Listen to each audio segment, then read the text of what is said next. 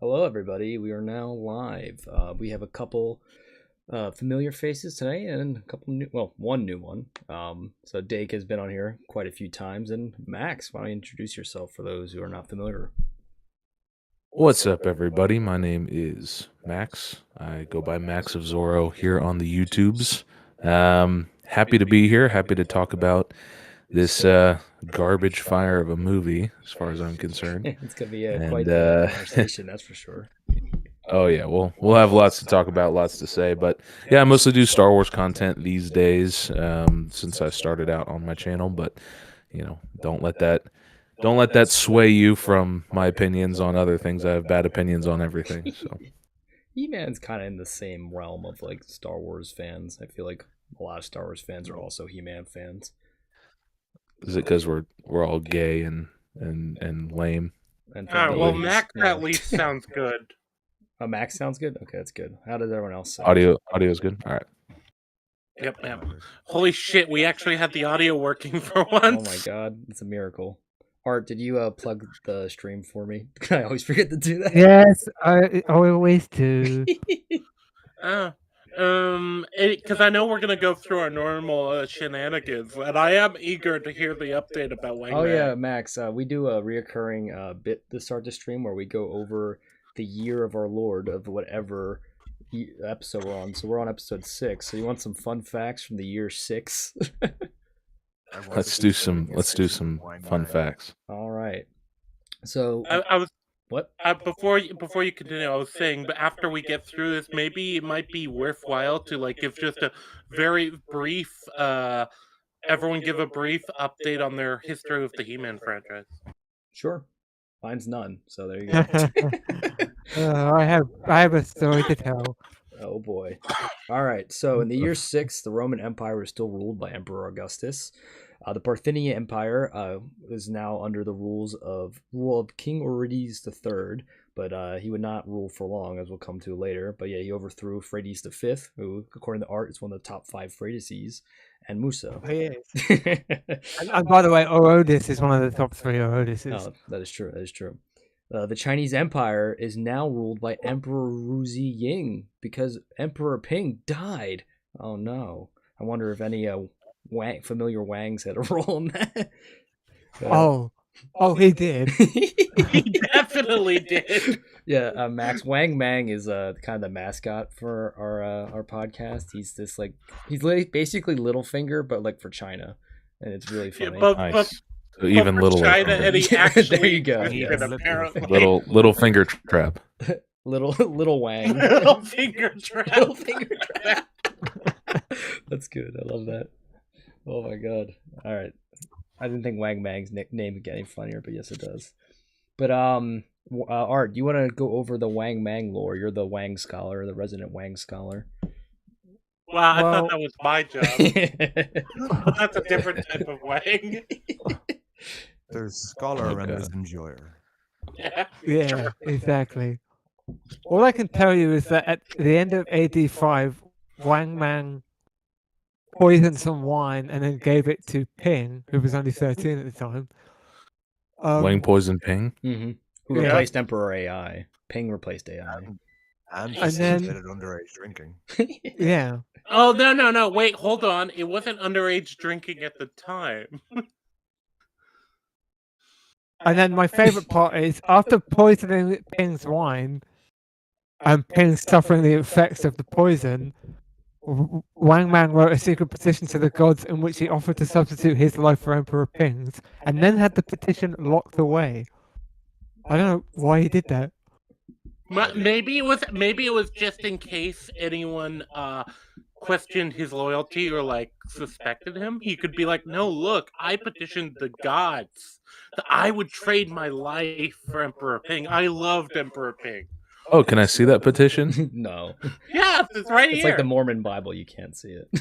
No, I thought it was locked away. You can. You just uh, need special glasses and the right kind of moonlight to read the magic gold tablets. It's like the No, entrance right, okay, you need to the- Mormon minds. according to Art, he actually did write it out. So Yep. You need the Ben Franklin glasses from National Treasure. I love that movie.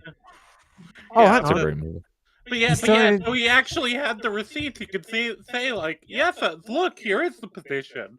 I locked it away before because I didn't feel like it was my place to make such a tragedy. I love Wang Mang. He's such a great. Okay, so yeah, you're kind of historians generally believe that he had two motives for doing this. Firstly, in case Emperor Ping recovered, he could use the petition to try and absolve himself of involvement. And secondly, to leave for posterity evidence of his faithfulness to the Emperor. He's such an asshole. I love him. And then because Emperor Ping didn't have any children with his wife, Empress Wang, Oh, there was no That was his niece, right? He married him to his Empress niece. Wang? yeah, Wangs can't give birth. We all know that. exactly. I don't know. Have you tried? Oh, I have. Not through the Wang. Oh my god, right? And because there were no heirs, they had to go to grandsons of Ping's grandfather, of which there were 53. This is But literally Wang Man didn't like the fact that they were all adults because he wanted a child that he could control. this is literally just the plot of the The Eerie poison in the Feast one for he had Crows. God, He no, literally is just doing little finger shenanigans. The more we get the story of Wang Mang, the more I'm like, why has nobody like made a TV show on this? It's called Game of Thrones, right? No, but you could have What the actually made a specific TV show on Wang Mang. The Rise of Wang. The Wang has risen. Morning Wang.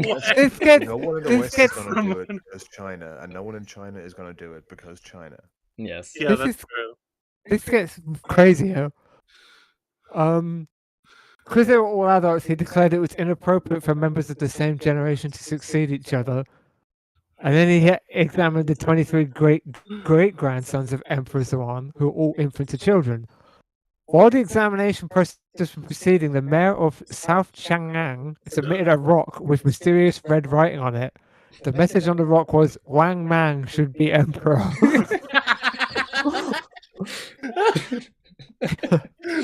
Well, if you insist. If you say so.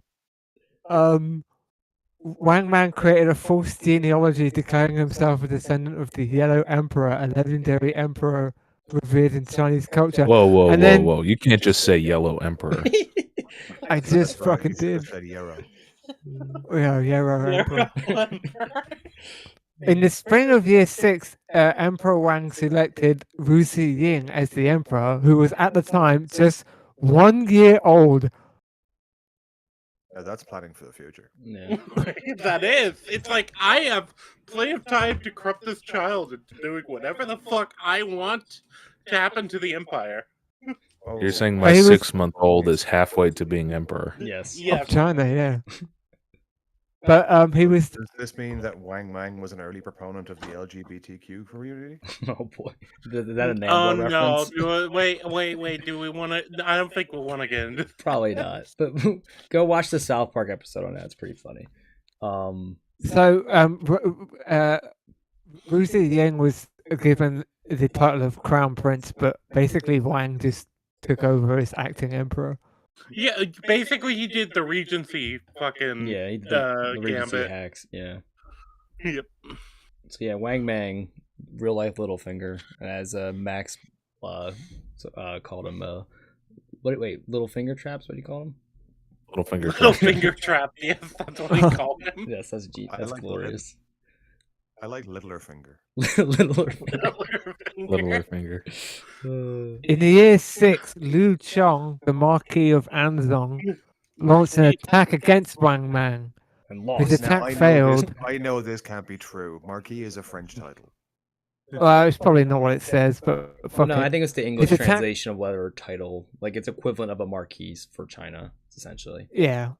His attack failed. It is not known what happened to him, other than as a punishment, Wang Mang had his house filled with dirty water. I'm going to go out on a limb here and say he drowned. Yeah. Possibly. And that's all I've got for Wang Mang in the year 6. Alright. No, I know for a fact, and so I know what year Wang Mang ends, and he definitely did not drown. He has some time. No, this is another guy.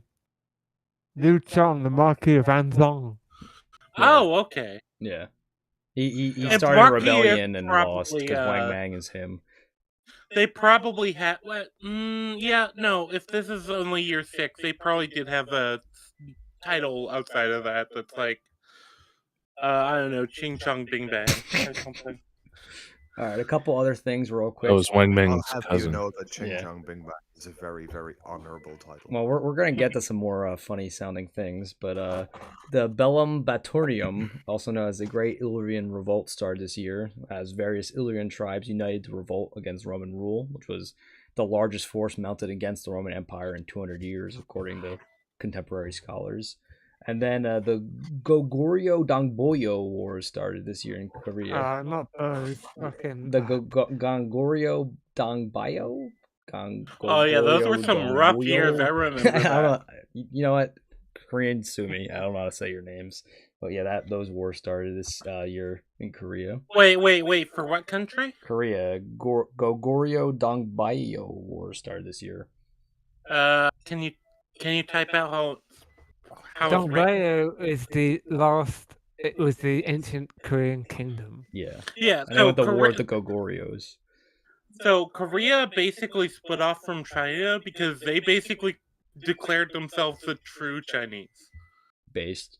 A lot of that going around. Yeah. That's a very, very, very quick and easy way to explain Korea's origin. Yeah. Some things that happened in Rome due to a catastrophic fire. The barrack system, the Vigiles, initially manned only by freemen, is created by the Princeps Augustus to allow for quicker responses to outbreaks of fire in the city. So basically the Roman equivalent of firefighters. So that's pretty cool.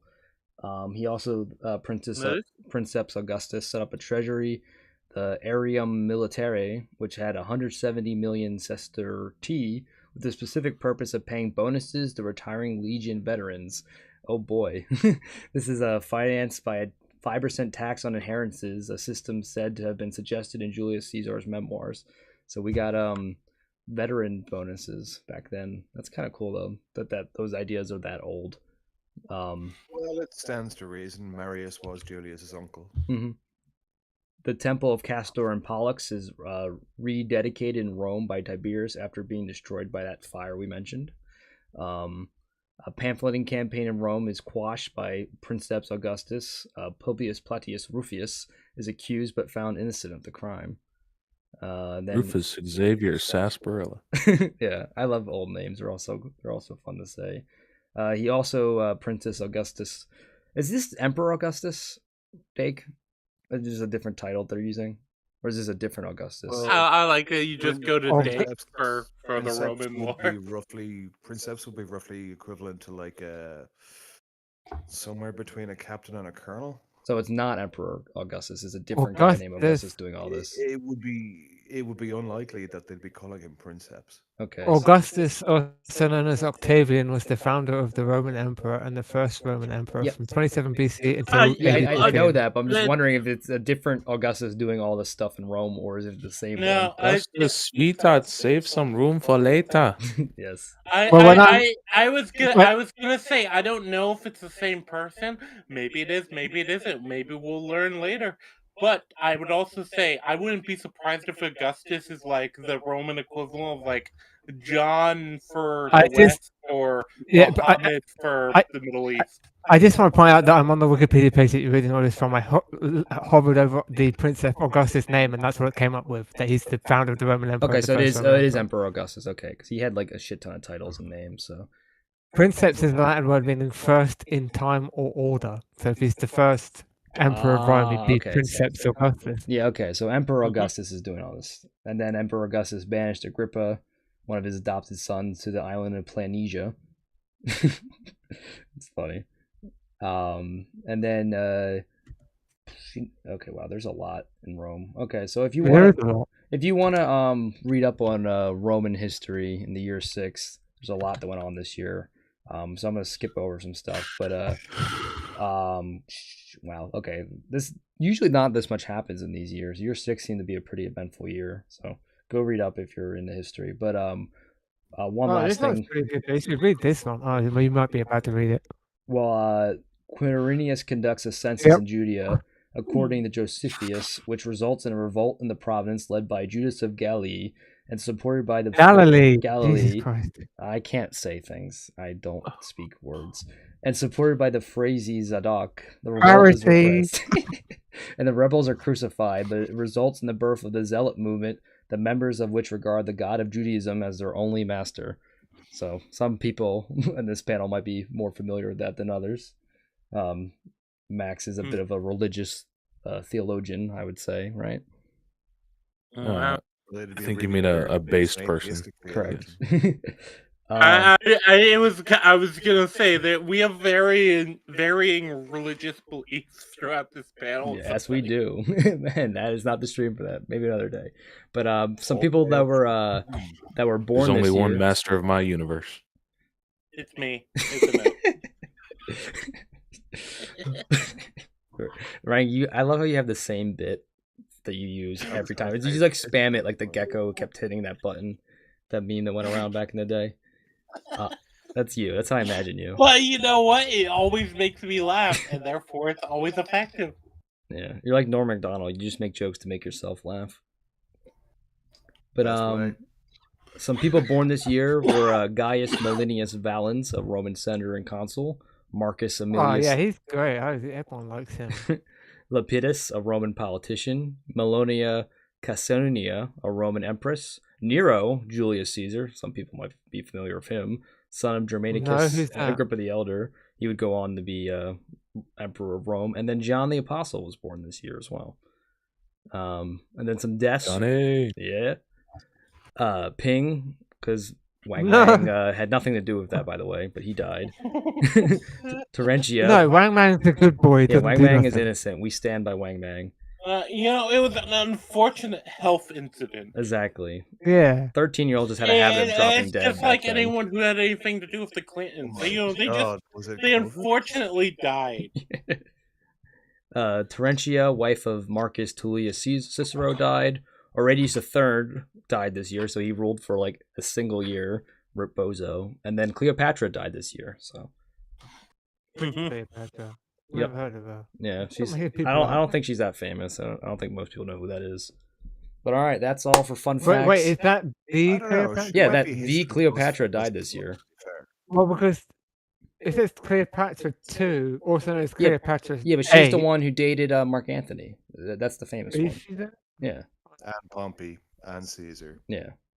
She was a bit of a I'm slut. on a Wikipedia page and I searched for Mark Antony and Kind it's of like, history can't is find really anything. messed up, I'm really. pretty sure it's that one because she was contemporary with Mark Antony, and Mark All of the Antony. above. This is literally Augustus was the Caesar after Julius, so this is only a few years after Caesar ruled. It is that Cleopatra's no, daughter. you're Oh, apparently. it's that. confusing Oh, it's her things. daughter. Okay. All right, I got my You're timeline a confusing little things. mixed off then. Yeah, her That's not the only father thing is you got Mark mixed up with Antony. that last sentence. What? Yeah, well, he gets confused. Hey, I said that wasn't the only thing you got mixed up in that last sentence. what else did I say? You said that Augustus was the second Caesar after Caesar, which, I mean, Yeah, well, yes. grossly wrong in every respect since it's a It's family name. depends how you define it, right? Like Julius Caesar was technically never like officially the emperor of Rome, although he started the title. No, Iron, he was never emperor. I know he was It's- never it's- emperor. They there's no assassinated him He was shortly never- before he was became it. never emperor. That's not true. He refused the crown 3 times, and he was assassinated a year later. I don't Now I we might, want have it. the year, I might have the year wrong. I might be off on the time there. She's my queen. Now I'm even more confused because I don't want it. the page you're on says she died in 6 AD, but her Wikipedia page says she died in 5 BC. Ugh. To Wikipedia. to be fair, it's one of those things where it's like I don't know how much you can trust like ancient ancient death years. 'Cause Yeah, but I would at least expect Wikipedia to have Well, consistency with itself. Actually, the Egyptians and Romans were pretty. They were pretty thorough. good with their record record keepers. Yeah. Do you want to know the funniest part about a This is Wikipedia obviously page? a bad though? time to talk about something that famously isn't in Egyptian history books, but let's not. What are you gonna say, Well, Art? but that's the question. Um, Don't years the exact same? Did the leap years maybe throw things off? You Art. know. no, shut up. Art, what are you gonna say? On her Wikipedia page, it says she had 2 children. Ptolemy, king of Mauritania, and a daughter, probably. That's literally what it says. A daughter, probably. Okay, and they just assumed she named her Cleopatra II. So I take it we're not counting Caesarion then. No, this is the other Cleopatra, the daughter of the first. Oh, so it'd be. Oh, Oh, okay. got it. Ivory, can I remind the panel that we are not a history podcast? Well, no, that was the end of it. We're done. That was the last segue. But yes, we'll go around now sharing all our He-Man knowledge. It's time for He-Man time. The bit is over. No more Wang Bang. Oh, Oh. I'm going then. Wow, I can't believe you're not wanging my bag anymore. Art's only here for the Wang, guys. All right, so I have no history of He-Man. This was my first experience watching anything He-Man related. So that's my story. Hey, man. All right, Dave, or whoever wants to go next. Wait, no, I'm probably the second least because I know several of the people are older than you and I. My exposure to He-Man is internet memes mostly. Well, okay, if we're counting that, then yeah, sure. Yeah, but outside of that, maybe I think I watched a little bit of the Kevin Smith attempt. No. Oh, I heard that was terrible. It was pretty bad. All right, who wants to go next? It was a triumph. Apparently we're doing it in order of least familiar to most familiar, so I better hold off for a minute. I have no familiarity, so none of the glove shadows in this movie meant anything to me. And there's a lot of them. I was able to watch it objectively as a story, and it is. I don't believe in oof. objectivity. No, you had biases, just not biased towards the thing. You don't believe in objectivity? No. I Oh. objectively No, don't believe in it. even if objectivity existed, I would oppose it. Interesting. Because nobody approaches a story in an objective framework. Anyway, so why does it matter? I can talk you around to my form of atheism after that sentence. I know I can. Art, go. Nah, atheism is gay and cringe, probably. Someone told me that once. Oh, it was in a fortune cookie. From Wang Bang. From Wang Bang. But yeah, We Art, get you deep in seem the past. excited, so let's. How about we let Art go? What? Oh, yeah. I watched the cartoon a Trying, bunch but when I he was a keeps coming back. I watched He-Man the cartoon a lot when I was a kid. I don't actually really remember a whole lot of it. I had a bunch of the toys, including Castle Grayskull, which I fell on when I was 6 years old and cracked my head open, which they made me biased towards He-Man for life. It was bad, man. I had those. My hands were covered in blood. Oh. This is how Art became Skeletor in our universe. Yeah, you became Skeletor in real life. Curse you, He-Man! I had to be driven to the hospital. They glued my head shut, and Ugh. I have like this weird divot running down my forehead from where it happened. Nice. So that's how He-Man played a role in my life. More like You're Castle describing- Red you're Skull. describing yourself Hey, as yo, the Harry I like that Potter of pun. He-Man right now. Yeah, pretty much. All right, well, I don't have a lot to add to that. I also grew up with the show. Loved the 80s movie for all of its many, many, many flaws. I also had a bunch of the toys. Still have, actually, in the box. Not too far from me. Although I don't have Battle Cat anymore, but I still have his helmet. I don't know how that happened. Dake's right, by the way. We should have reviewed the 80s movie instead. Yes. You know what? I probably should have watched the 80s movie just to be able to compare. I didn't was realize it considering existed it. until the Dolph Lundgren cameo. Rangi, were you not there when I streamed it in the server like a year or so ago? I have several. I probably wasn't. I wasn't. If I was drunk. When are you not drunk? What else is new here? No, I was sober this movie. I'm not Yeah, but- sober now, but Yeah, that's what I was just going to say. He's like, when are you not drunk? He's like, well, I'm sober during the movie. He's like, yeah, but what about right now? I'm not. I'm sober when I'm at work, basically. Gotcha. You're a functioning alcoholic. I have an uncle who does Right, that. right. He's sober when he's at work. He claims. Allegedly. No, well, no, because I'm a big believer in doing your best at work. A+ for effort. All right. Did everyone share? Did everyone share their thoughts Yeah. on He-Man? Well, the franchise in general, yeah. Yes. So, yeah, Iron. Maybe it might be good now to like give our basic thoughts on the movie itself. Then. Oh, I was gonna do the external stuff first, and then we can do that. Oh, do you? Okay, do you want to? Okay, maybe we should do the external stuff and then give our Because thoughts. I think once we start Yeah. talking about the movie, we're gonna just power. Or it's gonna be a while. So That's gonna be the whole stream. Yeah. Yeah, you're right. No, okay. So we'll go through the external stuff Art, real quick. you want to? You're usually the best for this kind of stuff. You want to take the lead here? Okay. Where to start? No, but seriously. Okay, so a He-Man movie was first announced as being a production in 2007 Wow. with John Woo. Yes, with John Woo to direct. I would watch Um, but it never got greenlit and the rights reverted to Mattel. Then a couple of years later, Warner Brothers announced that John Stevenson would direct it. He directed Kung Fu Panda. Okay, well that's a good option. Both of those movies sound like they would have been better than this one. By September 2009, Sony bought out the rights from Warner Brothers. And they hired two screenwriters who don't even have Wikipedia pages to draft a new script. By late 2012, it was reported that John M. Chu was in talks to direct the movie. He directed a bunch of shit. Original He-Man actor Dolph Lundgren did an interview with IGN about possibly being in the film as King Randor. In October 2012, they hired someone to rewrite the script.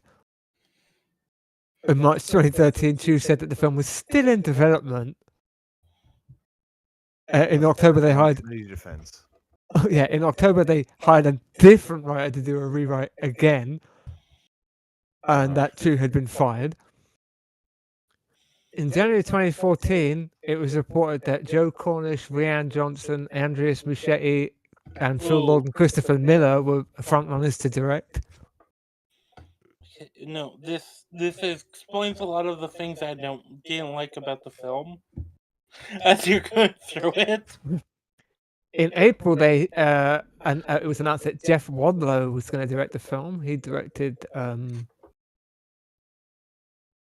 Cry Wolf and Kick-Ass 2, among other things.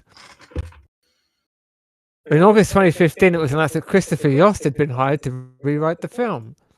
He wrote Thor: The Dark World and Thor: Ragnarok. In January 2016, Deadline reported that McGee would direct the movie and also oversee a rewrite of the script. In June 2016, in April 2017, it was announced that the film would be released on December the 18th, 2019. Jesus Christ! Holy shit! At the same time, McGee. By the way. At the same time, McGee left the film, and David S. Goyer had been hired to rewrite the script. No, the more you go through this, the more it explains a lot.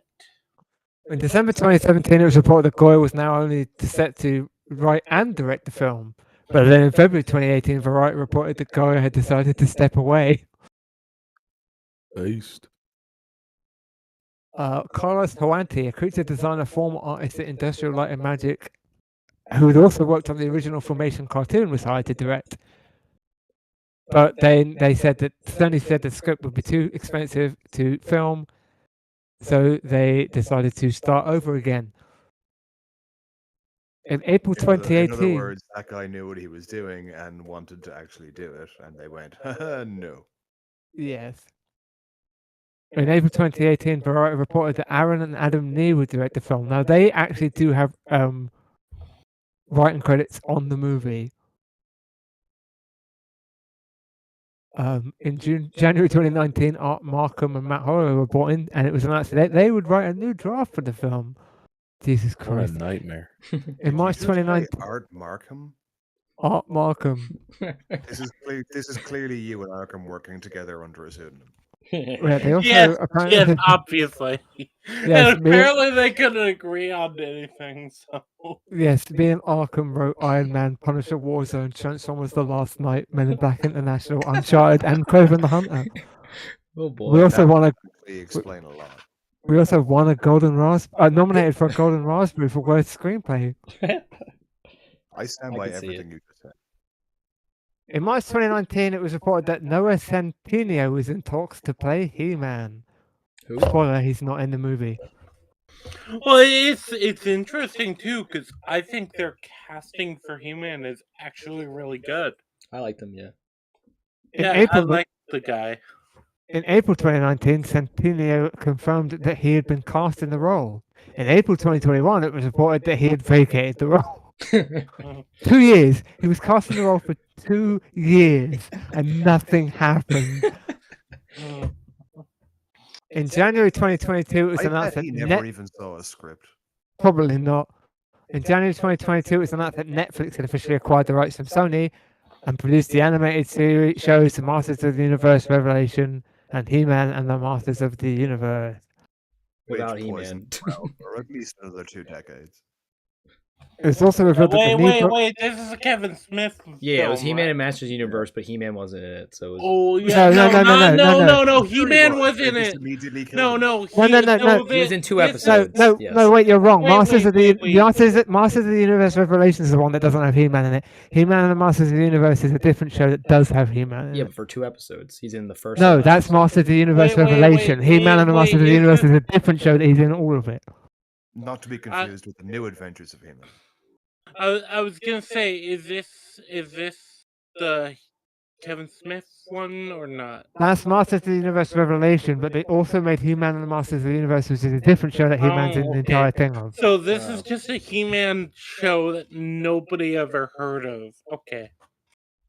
Basically, Kevin Smith got to a point as a nerd director where he was allowed to do whatever he wanted. And what he did was touch everything he ever loved and fuck it. I have to correct you. He actually never liked He-Man.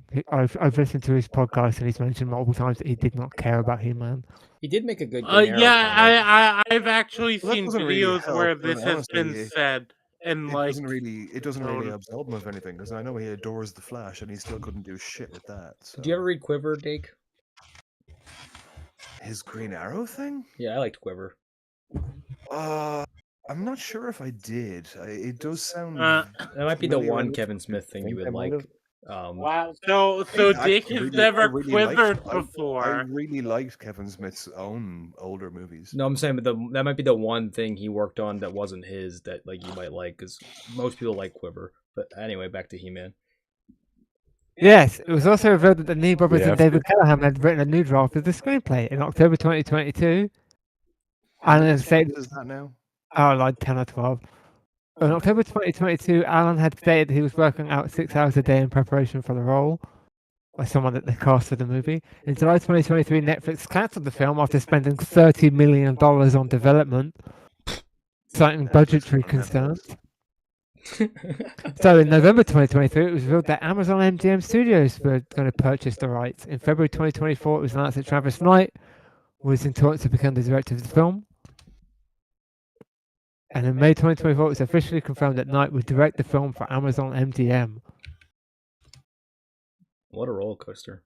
The Nee brothers still get credited with the screenplay, even though they last wrote a screenplay for it 8 years ago. That's funny. No wonder this movie's a fucking disaster. Of fantastic proportions. You have to wonder how many of those were different scripts and Holy how many were shit. just like, I think I can salvage X. Okay, so ultimately Butler, who is Travis Knight's writer, gets the and the Nee brothers and Callahan received the screenplay credit. However, off-screen additional literary material credit went to Lindsay Beer, Will Beerley, Peter Craig, David Odell, Rocio McGee, David Goyer, Justin Rose, Christopher Yost, Jason Keller, Art Markham, Simon Holloway, Christopher Ford, Wenk, Chris Schaefer, Paul Vickner, and Jeff Wadlow. Oh, I think we know one of those people, Art Markham. That was We already did that bit. A Markham. Arkham. Whoa. Hang Rangi, on. stop having dementia. Let's not recycle the bit. That was 15 writers. Holy shit. That is actually 15 writers. That's No, it's insane. actually a little worse. It's 21 writers. They're playing blackjack with writers. Insane. I kept hitting No. and I kept getting ace.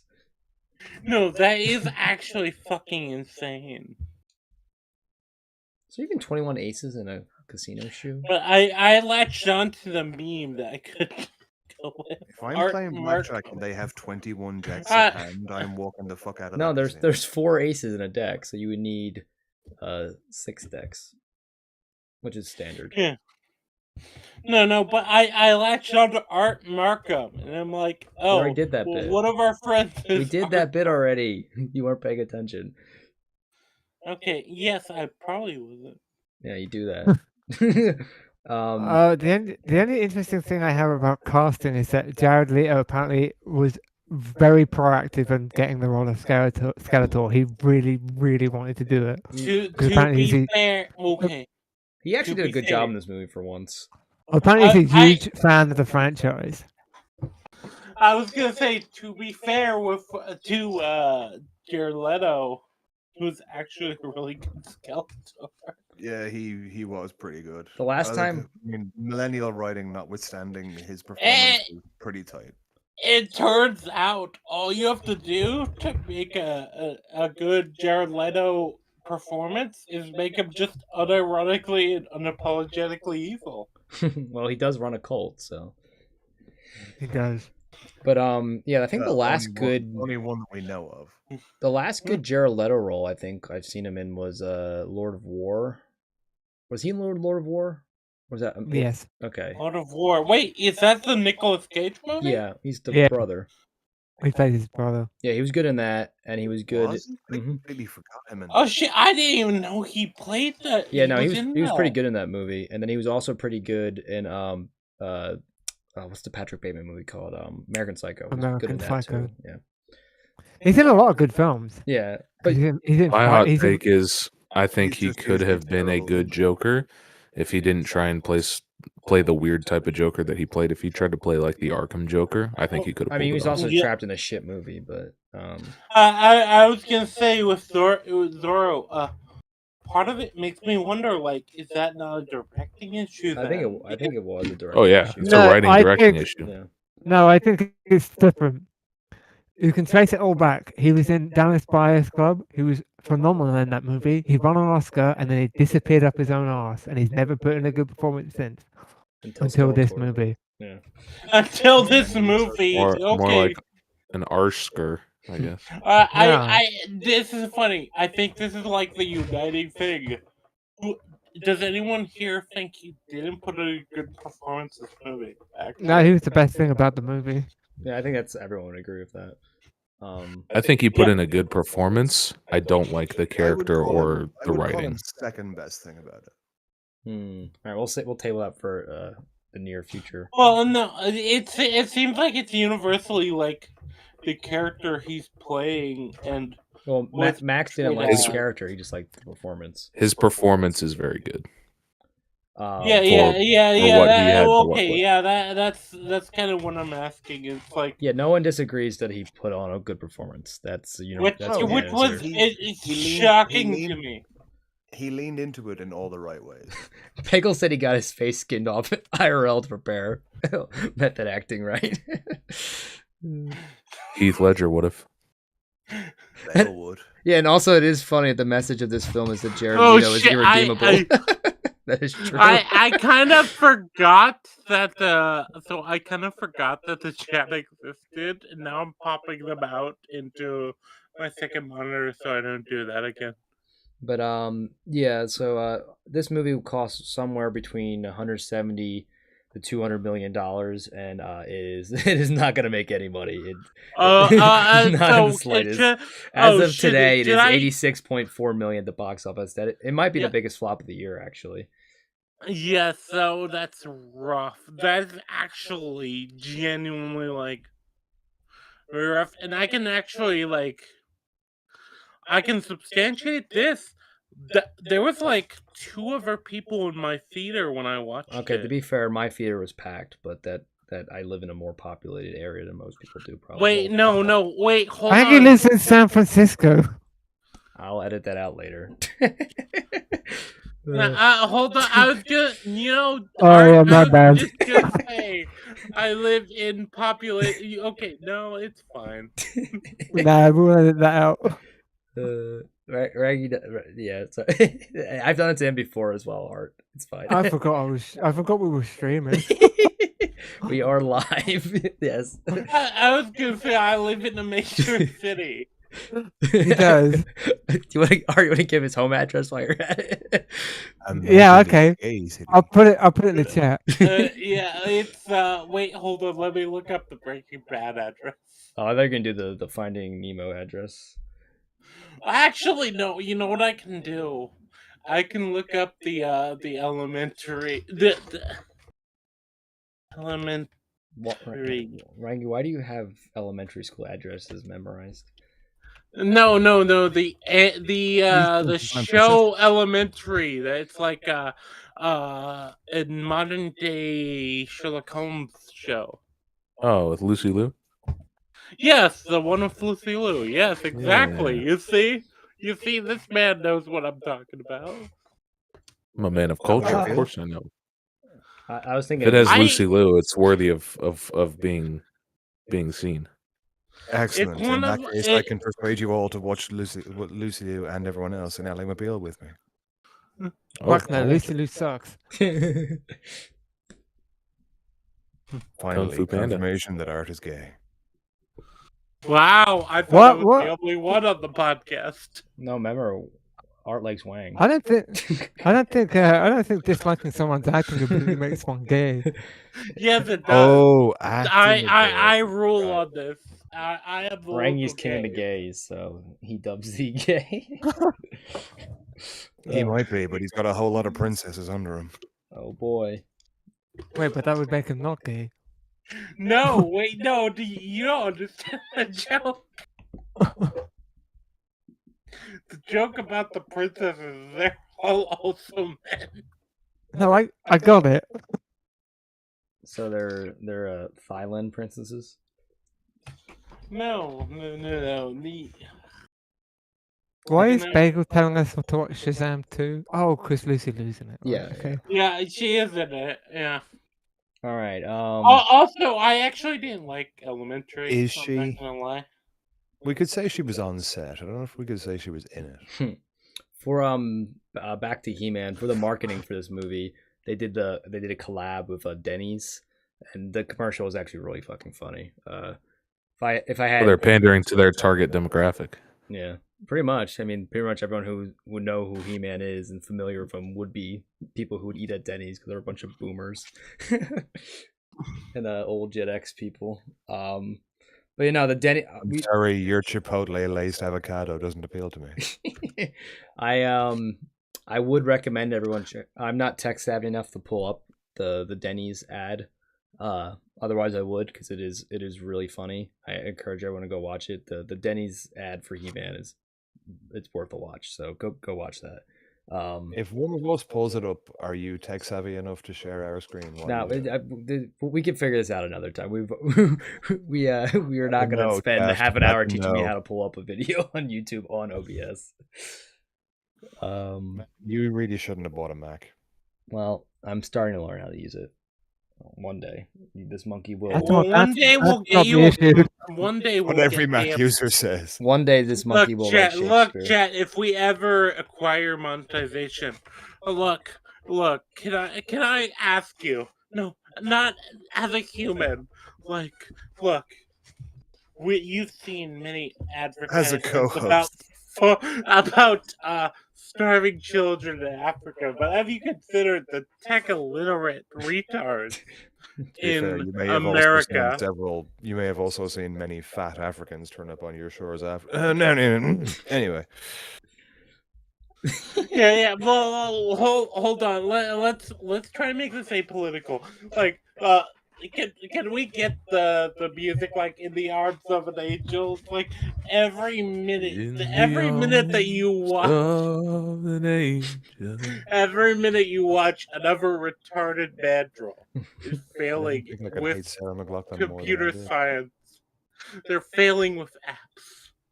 They're using technology wrong. The idea of display Every- capture is foreign to them. Yeah, every If you dollar can't recreate that, just every picture dollar Lex you Luthor's monkeys. dedicate, yeah, every dollar you dedicate can be dedicated to helping them learn, create proper YouTube content. What's going on right Ev- now? Rangi just Rangi. Whenever Rangi starts a bit, I just wait for him to run out of steam because he'll just keep going. No, I'm waiting for you to stop me. To be honest, Waiting for him to run out of steam is one method. I wait for him to run out of vodka, then he has to take a 10-minute break. Speaking of.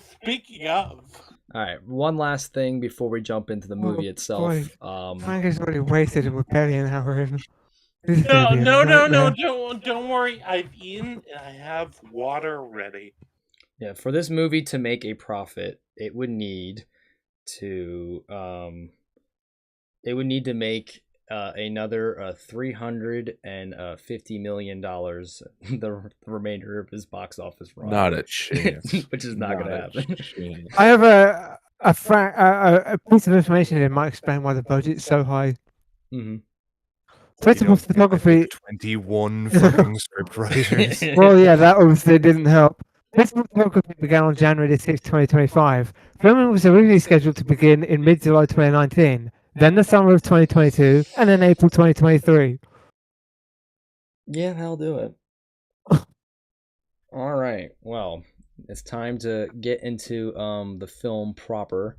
That was an hour segue, or I guess 50-minute segue around the year 6 and He-Man backgrounds and how this film came to be, which is a lot longer story than I was expecting, but it was definitely worth the wait. But yeah, I guess we can. I'm starting to think we need to just have a Wang Mang podcast. There's definitely a lot of very funny names you can come up with. Continuing adventures of Wang Mang.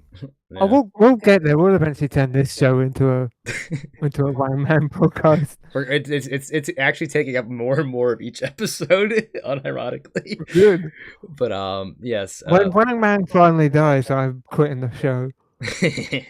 We'll have to replace you. I'm not sure he's dead now. Yeah, no, he's still He's around. not. It's all a ruse. Yeah, he just wanted you to think he was dead. Remember, he's descended from the Yellow Emperor, or whatever his He name is. was. You The can't hero. call him that. Oh my god! What if Wang Mang is Rasputin?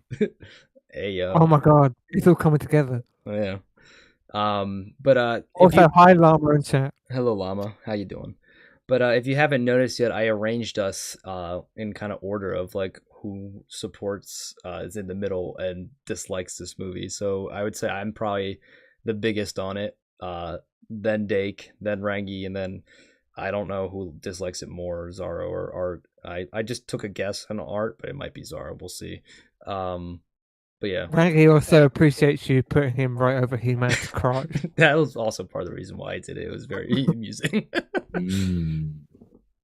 But Bring up my placement then. but yeah, I guess we can go around sharing all our thoughts. Should we start with the supporters or the ones who are against it? Who should we start with? I will take the lead. Go right to left. I said earlier on that I think I have distilled this movie down to one sentence, and I am going to give that sentence. Mm-hmm. It really does try its best to be an 80s semi-comedic sword and sorcery kind of action flick. It tries its hardest, it really does. But and I now realize much more than I did earlier, the many, many, many, many writers involved between them did not know how to do it. Yeah, Like, they tried to make a funnier Conan with references, and they came up with kind of 1/3 that and a whole lot of millennial fucking bullshit. To be fair, they did take some shots at themselves with the HR thing, because that is exactly how HR is in real life, and it was No. very amusing. I actually think a lot of the shots it took at itself were, I'd say, maybe half landed and half were just too, like, the HR boss, we could have done with maybe 3 jokes from her and then just get rid of her. We didn't need more, and we definitely didn't need her to come back in the Skeletor stuff. Well, but the Skeletor scene in HR was probably one of the funniest scenes of the movie. My theater was dying laughing that scene. Well, actually, it was funny. Oh, Adam. He's like, "What the fuck is this place?" But yes, I like the implication that Skeletor actually thought he meant slavery, and even Skeletor's like, no, boy, we don't do that. That they used an F-bomb, right? They used their one F-bomb in that scene. They jokingly almost went for the F-bomb, but they cut it off. It was the escape in Tila's ship when they were rising in front of Skeletor. Oh, but just before that, actually, Duncan starts the fuck and gets cut off. Yeah, I know that, but I thought they actually, because since they didn't use it there, I thought they actually used it in the HR room with Skeletor. I can check. I'm still sitting in my theater right now, so if you give me some minutes, I can check real quick. Yeah, this is how dedicated Max is, you guys. He hasn't left his. I watched this. Well, I watched it on my second theater. He's bribing theater staff at the moment to stay in there. Yeah. Exactly. Unfortunately, he's bribing them with Rangi's address, so this could go all sorts of wrong. But yeah, that summation of your thoughts, or you got some more to say for like your brief overall? I think the score is really, really good. Like, kind of semi joke music included. I actually think the music works really well throughout. Mm-hmm. I think it's really, really well composed. I think it fits the scenes mostly that it's in, and I really, really liked the way they tied in the old cartoon theme at the end. That was pretty cool, yeah. My only critique would be, since they did all that, they probably should have incorporated the cosmic key noise at some point, just as a little Easter egg. But I suppose they'd already done Dolph at that point, so fair enough. Yeah. He does not drop the F-bomb in The Office. Got it. I was just misremembering that. Okay, wait, what part are we at? Sorry, I stepped away. You missed nothing. Dake just kind of gave his overall thoughts on the film. Yeah, no, wow. You're fine. Wow, Iron, wow. Dake gives his thoughts. They're really well thought out. Wait. And you're like, oh, well, you didn't miss anything. Miss I hate you, Art. I was gonna say, I meant more, and we were still on the internal stuff when I stepped away. Yeah, we were just sharing our thoughts. Dake is the only one who's gone so far. I guess I'll go next because it's the one more positive than negative. I mean, look, I always kind of view movies as depending on what they're going for and how much they achieve it, right? Like, this movie was intentionally trying to be campy and schlocky and like kind of evoke those like 80s action movies, like Commando, the 80s He-Man, stuff like that, right? And where it's kind of over the top action. Probably more Commando than anything else. Like, it's trying to lump the jokes in, pretty quick and fast. Yeah, exactly.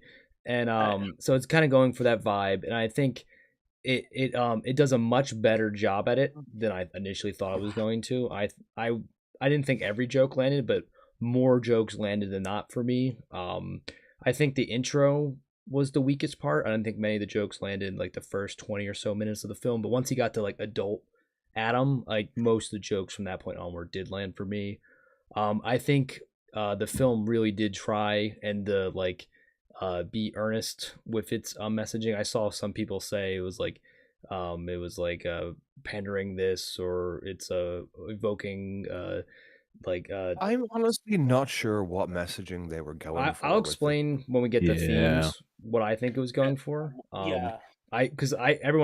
People have come with a lot of different takeaways. I thought it I mean, was pretty I obvious, like but I what guess they. I Look, might be look, wrong. I like what gentlemen, they did. gentlemen, we will get time for this. We will get time for Yeah, this. I mean, it's gonna be the next topic, so we we're can getting through table it. initial thoughts. Yeah, we'll table it for like 10 minutes. But yeah, I enjoyed it. I don't think it was a particularly good movie, but I thought it was a very fun movie, a very funny movie, and I do recommend it for people who are interested in these type of films. So yeah, those are my thoughts for it. It was kind of, I would say this was akin to Mortal Kombat 2 for me, the type of film it was. It wasn't a very good plot, but it was a lot of fun, and I think it did a good job capturing the aesthetic and vibes of the thing it was adapting. All right, so Rangi, you want to go next since you're kind of the middleman here? Yeah, I am kind of the middleman. So, yeah. So this is a movie I found like equal parts satisfying and frustrating. That's the best way I can put it. For everything I really like about the movie, it feels like they stack another thing I really dislike about the movie. There's a few jokes I like, but there's also a lot of cringe jokes. There's a lot of things thematically I really think they do well. But there's also a lot of things thematically they do really poorly. Uh, there's a lot of cool action movies. There's also a lot of cringe action scenes. There's also a lot of cringe action scenes. It feels like this is one of those movies where like the problem is they didn't know what they wanted to do, and by the time that you get the actual final product, it's almost like influenced by like 7 different 21. scripts 21. that were like meshed together without any like idea of how to reconcile them. No, Rangi, 21. We did this. Yeah. Well, yeah. So this is me reading off of something I had pre-written.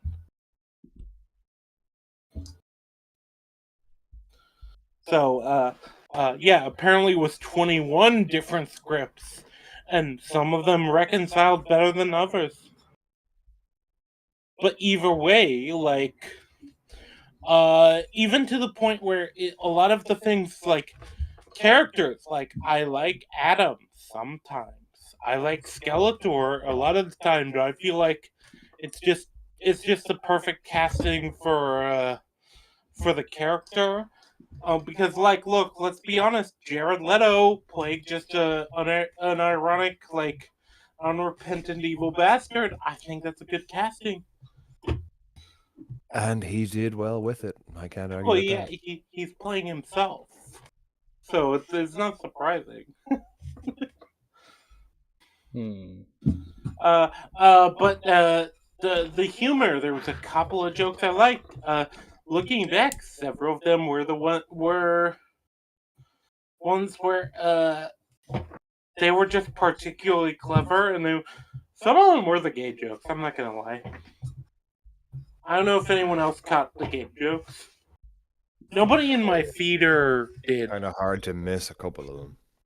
Some of them. I found those really funny, especially because they were kind of like just there, and it felt like old internet humor in a lot of senses. For some of them. Yeah, you know what I mean, right, Dake? I think I do, yeah. A more Yeah. just unrepentant style of comedy, like we're allowed to just take the piss. But then there's all these other fucking Marvel humor moments. I think they were a bit better than the Marvel jokes. I don't think they. Okay. I'm finishing out my. Yeah, no, but I'm just. You can. I, No. I wanted to cut you off because I can't figure out why the headphones. No. You have to sit in the chair right now. Done. I have to finish my thoughts. It's only gonna be a minute. All right, let me keep messing with this. Overall, I probably would have put it at a 5 out of 10. But I only watched it once, and I watched it like a week ago. And originally, it was like a 6 out of 10 for me.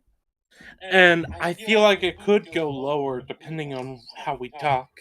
But I liked it, and I think what I liked about it is I saw all the ingredients for a potentially good film. Rangi, how did I do the headphones last time you walked me through it?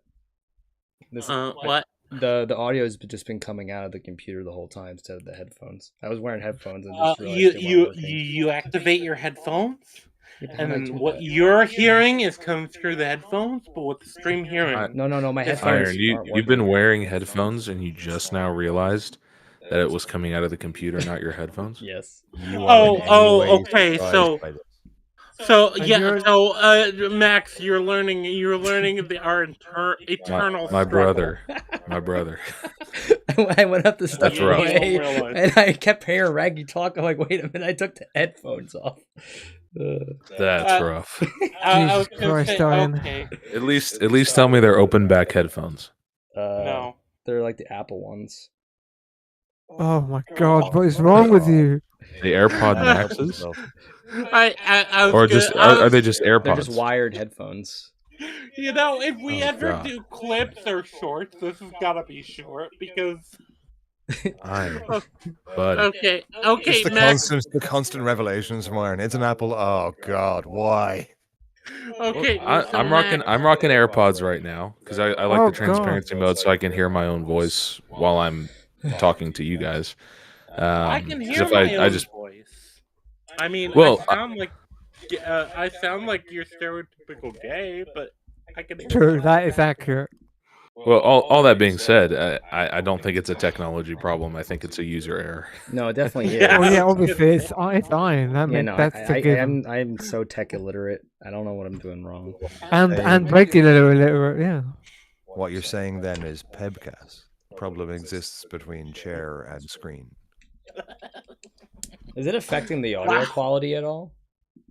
Apparently, I it is haven't. for Iron. I haven't been listening to the audio quality for the minute, so. Sometimes there's a really annoying grating noise that feels like an ice pack being driven into your brain, but that's that's just only my when you voice. talk.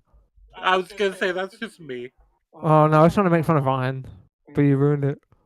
Soiled it. Now you can't hear me. You can't hear me berate him. Well, Rang, you're What the is one. this? You're the one who told me how to do it last. You can't hear us. Okay, so go to your Discord on where it shows the headphones and the little drop down. That's a Discord issue. It's a Discord issue. You're on a Discord call, my guy. What? Output device, and then you'll select your No, headphones. sound on the screen. Sound on the stream is fine. No, it's the sound on the stream is fine. We're fine. Hello. Well, Oh my God, it worked. hello? All right, Max fixed it. Hey, yeah. there he is. Do I sound better now? Hello. Do I sound better or the same? Does it matter? It doesn't matter. No. You sound about the Iron, same. All you why- should have why- changed is your output. Why do you so- think you changing your audio output would change what you sound like us? So then what? Sound like to Well, us? Rangi's the one who made me change how I did this in the first place because he said it improves the audio. Because I used to not use headphones when I did this. Yeah, but he means it improves the audio because we're not going to get bleed through from the because we mic. were able to hear you and hear our own audio through the fucking stream. So Then why didn't it do it this time? I'm confused. It was doing it a little Discord bit. is very inconsistent, and OBS is also very inconsistent. All right. And you're very we'll inconsistent. do a seminar on how to set up your audio. Yep. We actually did one of those already. You can find it on my channel. We did actually, yes. Either way, let's continue on. Yeah, who wants to go next, Zorro or Art? Go for it, Art. Oh man, okay. I'll be succinct for now. No, you won't. I hated this movie, and I'm done. Yes. I didn't find it funny. I didn't find it entertaining. I thought it contradicted itself. I thought it was a big steaming pile of shit. Alright, I'm done. Based Art. All right, I guess you're up, Max. All right. So there's a scene in this movie that kind of encapsulates it for me. It's a scene near the end Mhm. where you see this these 4 grand statues of previous kings, the old guard, that are standing kind of surrounding this film, expertly handcrafted with tools and just gorgeous pieces of art, kind of reminiscent of the kings of the Argonath in Lord of the Rings. And He-Man, in his hubris and his desire to take down Skeletor for some reason, destroys them. It wasn't He-Man, it was Duncan. This movie is a destruction of art. This movie, No. not you, Art. This movie is terrible. It is awful. It has no idea what it wants to be, what type of message it wants to give. It has no idea how to movie. It's poorly written. Most of the performances are giving it their all for what they have been given to say. But I think a good performance does not a good movie make. I think you can have good performances in a bad movie, and I think that's what we're looking at here. I think that the movie is carried hard by its leading man. I think he's doing a fantastic job. I think his charisma is what has fooled a lot of people into liking this movie is for kinda more hot. than what it is. And I think that Jared Leto's performance as Skeletor is very Bowser-esque, Jack Black's Bowser. And for some people, that just is knee-slapping, peak comedy. It is not for me. So I'll leave it at that, and we'll get into it more. But yeah, this movie's a steaming pile. I will just say, Well- was that a misspeak, or because Duncan's the one who blew up the statue, right? Not He-Man. I meant He-Man the movie. Oh, sorry. Okay. Yeah, he meant the. No, I It understand. was a what it was he a said. metaphor. Gotcha. And there's even a lot of things I agree with him on. Like I said, I'm probably the most middling on the movie. I said for everything I like about the movie does, that it feels like feels like it almost has to like balance its karma in a way where I'm like, okay, I really want to like you, but this, and this. All right, I have a question for the panel. Do you want to start with themes or end with themes? Here you go, Ryan, just to help you out in the future. I actually think so. I think I'll leave it to the panel, but I think Well, you are the panel. I just asked that question. Yeah, so I think I mean the rest of the panel, retard. Okay. Yeah, but you're just reiterating what I just said. You're just kicking the can down the road. All right, children, Well, Jesus okay, Christ. I'm trying to make a point, and you're distracting me. Okay, I think that I'm the actually fucking starting Todd with Wrangler on this show. themes is correct thing, because I think that's the thing that some of us are gonna disagree with the most, or maybe agree with the most. I think it's the most interesting thing about the film is to talk about the themes here. So you want to In start this or end case. with it? No, let's Let's- start with it. Okay. Yeah, let's Let's start with it. let's start with it. All right, themes. Yeah, Who Let me was- describe a movie to you real quick. It's a movie involving Allison Brie. There is a fella who is displaced from his normal everyday life, ends up with a special object that attaches to his back. He is discovered by a spice. He's discovered by a fiery lass who's kind of a BA and wants to run around and save the day, and she believes that he can be the one to save the day. This is all based off of a prophecy that was done by a prophet who is sparkly and then dies. And then in the end, the message is there is nothing special about the special thing. The special was inside you all along. Now, there's a good movie that does that and a bad movie Kung that Fu does Panda that. is the good one. He-Man is the bad movie. Lego Movie is the good movie. Kung Fu Panda is the I'm better gonna say example. that's I think. weird. Oh, And you weren't- Kung Fu Panda's... You weren't talking about the movie Horse Girl then. I was gonna say, We all had different jokes for this. I agree that it follows that format, but I don't know if I agree that format necessarily entirely adheres to He-Man. Well, I think. Well, no, I'm just saying that that's the theme. Is that the special thing is inside you, Well, I think but that's a it did it so Ooh. much that's a sub theme. poorly. I would say. I think the bigger. What do you think the theme is? I think the bigger theme is right that like you should always seek to settle things like through peace first if you have the option, right? It's like peace through strength. But if you can't do it that way, it's like walk softly and carry a big stick, right? He tried to rationalize with Skeletor, but Skeletor is comically evil because he's an 80s cartoon villain, and then He stole my line, chat. He stole my. I was the first to say this in the chat.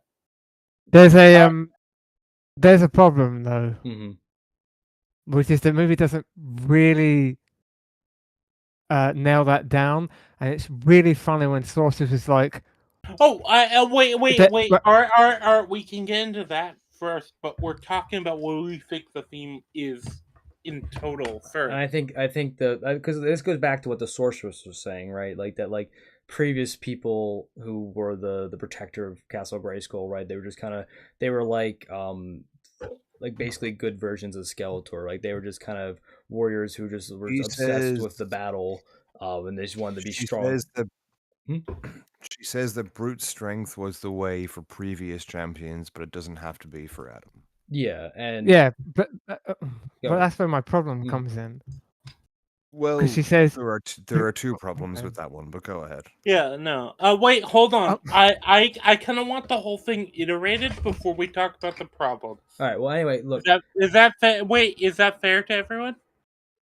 Sure. I mean, I'm nearly done, but like my point is, it's like just because like it's okay to strive to be the better and then have the strength to back it up, right? If you like, you don't like, basically you shouldn't shoot first, ask questions later. Is that like that's your last resort? But if you need to do so, you should be able to back up. Like it's kind of like what the USA's foreign policy was under Teddy Roosevelt, right? It was like, we're going to have the world's strongest military. We're not going to use it, but if we have to, we have it, right? So yeah. I mean, I think that's if I can be so bold, I think that would be more of the sub theme to the, because the line that she says is "you have the power," and obviously it's a play on his iconic "I have the power." But the idea is that you have the power to change your fate, to break the cycle of violence, to do whatever. It's it's not the sword that gives you the power. It's you have the power within you. And so I think that's more the overarching theme, and then it kind of plays itself out because of his somehow education in HR training that he tries to use. But when that fails, he has the power to take things into his own hand and defeat Skeletor. So I think that's more the overarching theme. They pretty overtly try to rip off the Thor idea here, to the point where they actually directly quote it. Thor Ragnarok, exactly. Yeah, where like you're not the god of hammers. No, even just the first Thor. So this movie wants to be Thor so bad. It kind of does. It wants to be Thor with a sword really bad. Yeah, that's true. But like this movie, they do directly say it and then pretty directly refute the idea. So I think what the movie is trying to say is the sword is the battery, so to speak, in between let's call them avatars or champions. Let's just stick with champions, actually. Yeah. Yep. So the power goes to the champion through the sword, and when there is no champion, the power is in the sword. It's like a Green Lantern battery. I think that's what they're trying to say, but what they inadvertently come across with is a bad rehash of Thor, "Are you the god of hammers?" Yeah. Okay. Is it? Which, to be fair, wouldn't be a bad title, actually. Thor, God of Hammers is pretty metal. Yeah. Is it? I would watch God of Hammers before I watch this movie again.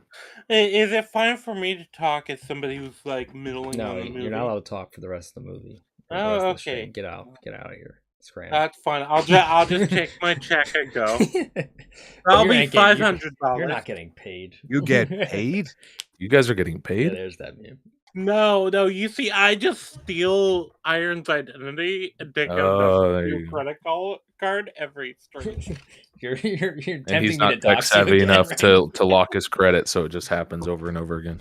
The real secret to Rangi's Steam library being so deep. All right, go. Say what you're gonna Rangi, say. how do you afford all these gacha games? Well, it's simple, Dake. Go ahead, I Rangi. steal Iron's identity. Well, to be fair, gambling wouldn't raise any red flags in Iron's fucking purchases. Not on Iron's credit card. It wouldn't. No. What? Gambling? They're calling you a gambler. I am You're not a paying gambler. attention to your own stream. No, I went to turn the light on, and now they have the headphones in. I couldn't hear Rangi because I took them out. Yeah, the joke was my gacha purchases were the red flag because of your gambling purchases normally. Yeah, this is the wrong type of gambling. Art, you and I are probably the only two old enough to get this particular reference, but did you find it a bit jarring the way they kind of gave Tila She-Ra's outfit in the end? Oh, I never watched She-Ra, so I have no idea. Yeah, I have no idea either. I wouldn't have noticed it, but I thought I Tila did and have She-Ra were things. the same person. So I did have things No, to they're not. say about that and about the basically like the general like themes. So Yeah, can go I for it. can I talk? Yeah. So I agree with Iron that the idea of the theme is strength and how it's used and I think that they have a lot of like the components of it. You have the even in the beginning, but the frustrating thing is they have all this of these other cringe elements.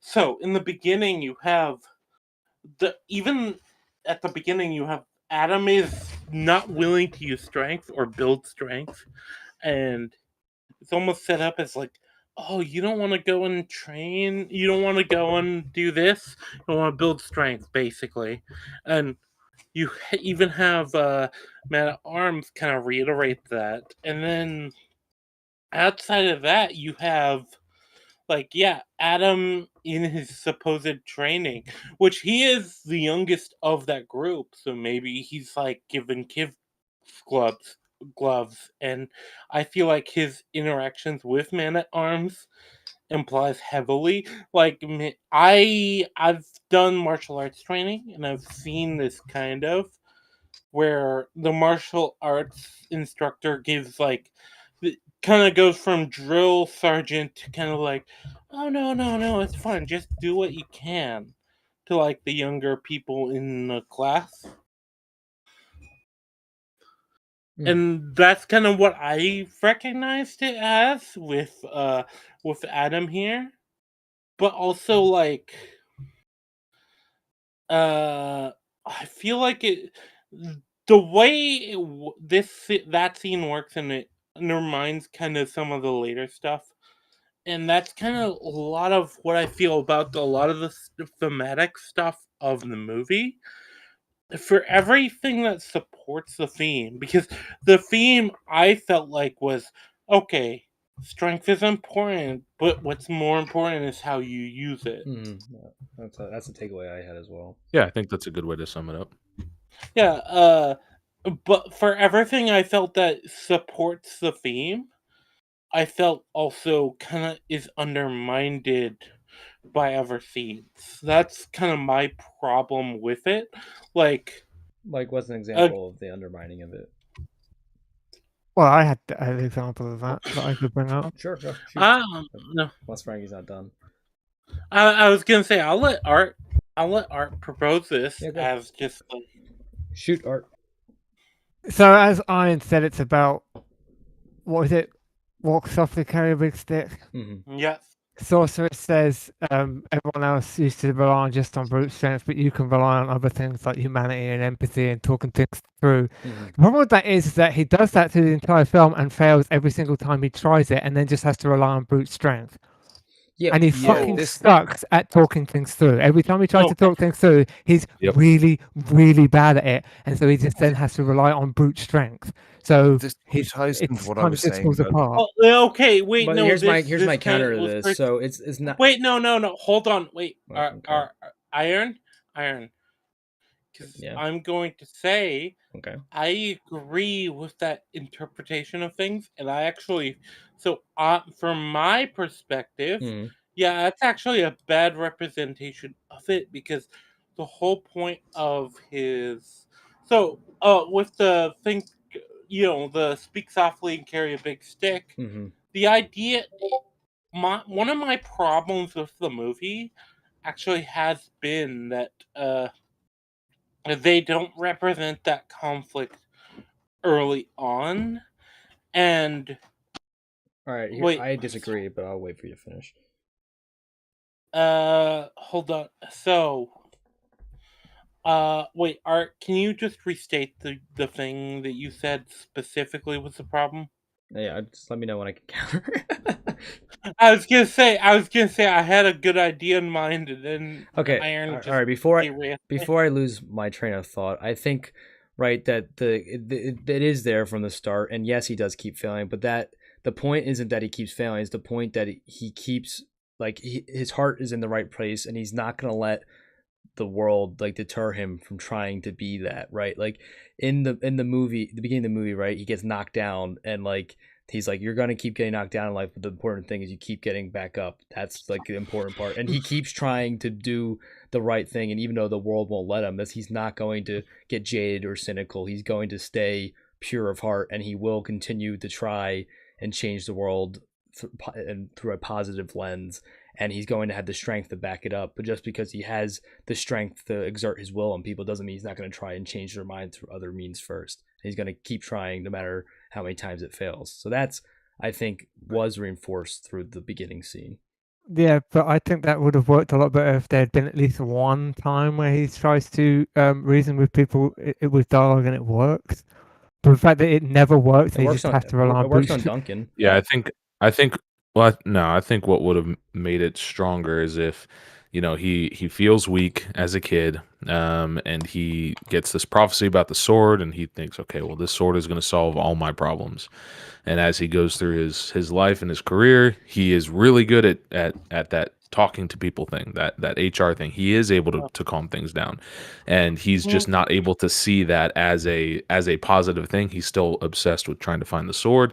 He gets the sword, he has the power, and now he's like, okay, I can solve all my issues. But he keeps finding that trying to use the sword to solve his problems without talking through it first is getting him into trouble. He's starting to alienate his friends. He's just trying to use the power, and that's when the theme comes back into play of like the sword is not the thing that's going to solve all your problems. You need to use it with. That would have been much better. But like Art said, every time he tries to use the right way, quote unquote, he ends up having to use the brute strength anyway, which just reinforces that. Nope, having the biggest stick and using it and being the most powerful is the way to solve your problems. Wouldn't It it be also more could- interesting? Wouldn't it be I more actually agree. interesting? This movie tries to do several things, but what it ends up doing is constantly reinforcing the idea that actually being a guy is fine and you should. Which And is it Yeah. does true, that. but go ahead, It Rangi. What does were you that. going to say? It does that Well, through both the I'm hero and kind the of villain. agreeing with you, and I'm like, wouldn't it be interesting if you had like the guy who was on the bad guy's side, and then was actually persuaded by Adam's like kind of pseudo pacifism. I wouldn't call him a pacifist, but Just like his plea for peace. Yeah. yeah, like his negotiation, and then was like, you know It's what? not peace, it's an attempt at understanding. Yeah, and Well, then and he that, was like, shit, like, I don't like working for Skeletor. I kind of only went with this because I'm like, nobody else would accept me. Like, you could. This right. is an easy. This is My an jaw's made of easy. metal. I do They think should have made I it. I They I should have made it peace man. I get what you guys are saying, but I do think it's funny because that is actually been one of the most pan tropes is that they do it and it's successful. Like I know a lot of people here have complained about, like, a lot of I movies don't have done fucking that. care about tropes. No, but I'm saying just Well, I'm not saying yeah. I'm not saying that the existence of that is good. I'm saying if that's what your movie's theme is, that's what you would do in order to try and reinforce that. But it's even worse because one of my big problems is as soon as he gets the sword, he's like completely invulnerable to any attack. Like he doesn't have anything. The only thing that remotely slows him down is the Evelyn's freezing power, which he's able to break, and then Skeletor's magic ram head that kind of f's him up a little bit. But Yes, because the he's second he has the sword, even before then, he jumps off that bridge and he's fine. That's probably due to some biological thing with him being an alien or whatever. But actually that as soon one as he I has had the to sword, think he's about. completely invulnerable. So anytime he goes out to try and solve the problem without hitting things, that's not bravery. He's completely protected. It's like going out in a tank and going like, let's talk. No, And then they shoot at no, you and you go, okay, no more no. talking. Doing it as Okay, wait, He-Man, yeah. Zorro. This is probably going to be one of our major things that we disagree on. So, I think this is so. There's a difference between invulnerability and kind of being fully aware of your own invulnerability. And I don't know how well he knows he is. He doesn't. How well he knows he's invulnerable, you know? He isn't. He does. He has the power. His clothes Isn't. change. He gets Yeah. big and muscly. I mean, I Well, think he's pretty aware. okay, I'm sorry, but if you Am I suddenly fucking muted? injected me with like super steroids No, you are a bit and then quiet, Dake. suddenly muscular, I I can don't fix know if that, I but would. I'm really trying not to. I don't know if I would think like, oh, I'm bulletproof. I'm fucking. And by the way, I accept that there's other problems with this, because I have a lot of problems with the moment he is given the "I have the power" scene and transforms to, but I don't think I would. I don't know if I would. I would believe like, oh, I'm invulnerable just immediately. And like I'd be like, okay, fuck. So I'm more durable than the average person. I don't know if I want to like push that, you know. And I think that would have actually been a more interesting part of the story overall. The idea that, because I think the idea that he doesn't know his strength is a part of this movie too. They do play into that a bit, yeah. In the bridge Yeah, scene yeah. against Trapjaw, he doesn't realize how strong or durable he is in that scene. I mean, Yeah. but he does. He walks out there like he is. Like he's not walking out there Yeah, that's seeming like he's trying to protect himself. He's like Because casually he's walking up He-Man. trying to talk because he's He-Man. Exactly. Yeah, no, I feel like we're yes. having two very fundamentally different conversations. You guys are listing all the reasons that him being the super powerful magical champion doesn't work, and I'm sitting there going, but the reason is because he is the fucking Yeah, well, that's As the Adam, thing. it would be insanely arrogant and it wouldn't work. As He-Man, he can do it because Right. he's supposed to be Yeah. the strong. He is strong enough to beat the shit out of Skeletor. Look, you guys are missing the fundamental layer of this. Yeah, think of it in Transformers terms, right? If Ironhide starts Wait, beating the shit out of I've never Megatron, watched you're going to have an issue with it. Transformers. I feel like the analogy will hold anyway, so bear with me. In fact, let's make it easier. If Bumblebee starts beating the shit out of Megatron, you're going to go, wait, what the fuck? But if Prime does it, you're going to be like, okay, Prime can do that because Prime is more Power powerful. scaling. Yeah. It is literally power scaling. You're trying to you're leveling Adam criticisms against He-Man and vice versa, and they don't work. Well, They but can't work because they are fundamentally not two different people, but two different expressions of the same person. Would you say knowing the lore, because again, it's not communicated through the movie, but knowing the lore, once he has the power, does he recognize his invulnerability? Does he recognize his power? Well, he's not invulnerable, but yes, he would very For all much intents and purposes, Okay, against wait. the thugs that Skeletor sends up against him. against the cannon fodder and the lieutenants, he would be essentially invulnerable. But And he would be aware of that, right? Not the first time, I don't think. he might not be. To be fair, we're also talking about different continuities. If we're talking about the original versus this adaptation, because Well, this is the original cartoon, then there's the sequel cartoon, then there's all the new cartoons, then there's all the She-Ra cartoons, then there's the comics, then there's the She-Ra Yeah, but comics. this then movie there's isn't new connected comics. to this. And there's a this Dolph is a Lundgren thing with, movie. like, yeah, this is a thing with like Which, a for all of multitude its flaws, is a fucking masterpiece. But True. but I guess I'm kind of lost. To be honest, I've kind of Thank got you, Art. I heard that. yeah. I'm kind of lost. So I guess I have to ask you, Max. What's the point specifically? The point I'm making is that it's great to tell someone, like, you know, hey, standing up and not trying to use brute force is the way to go, if you can help it, but use the power if you have the power. But I don't think he should win any points for trying to take that route when there's going to be no consequences if it doesn't work out.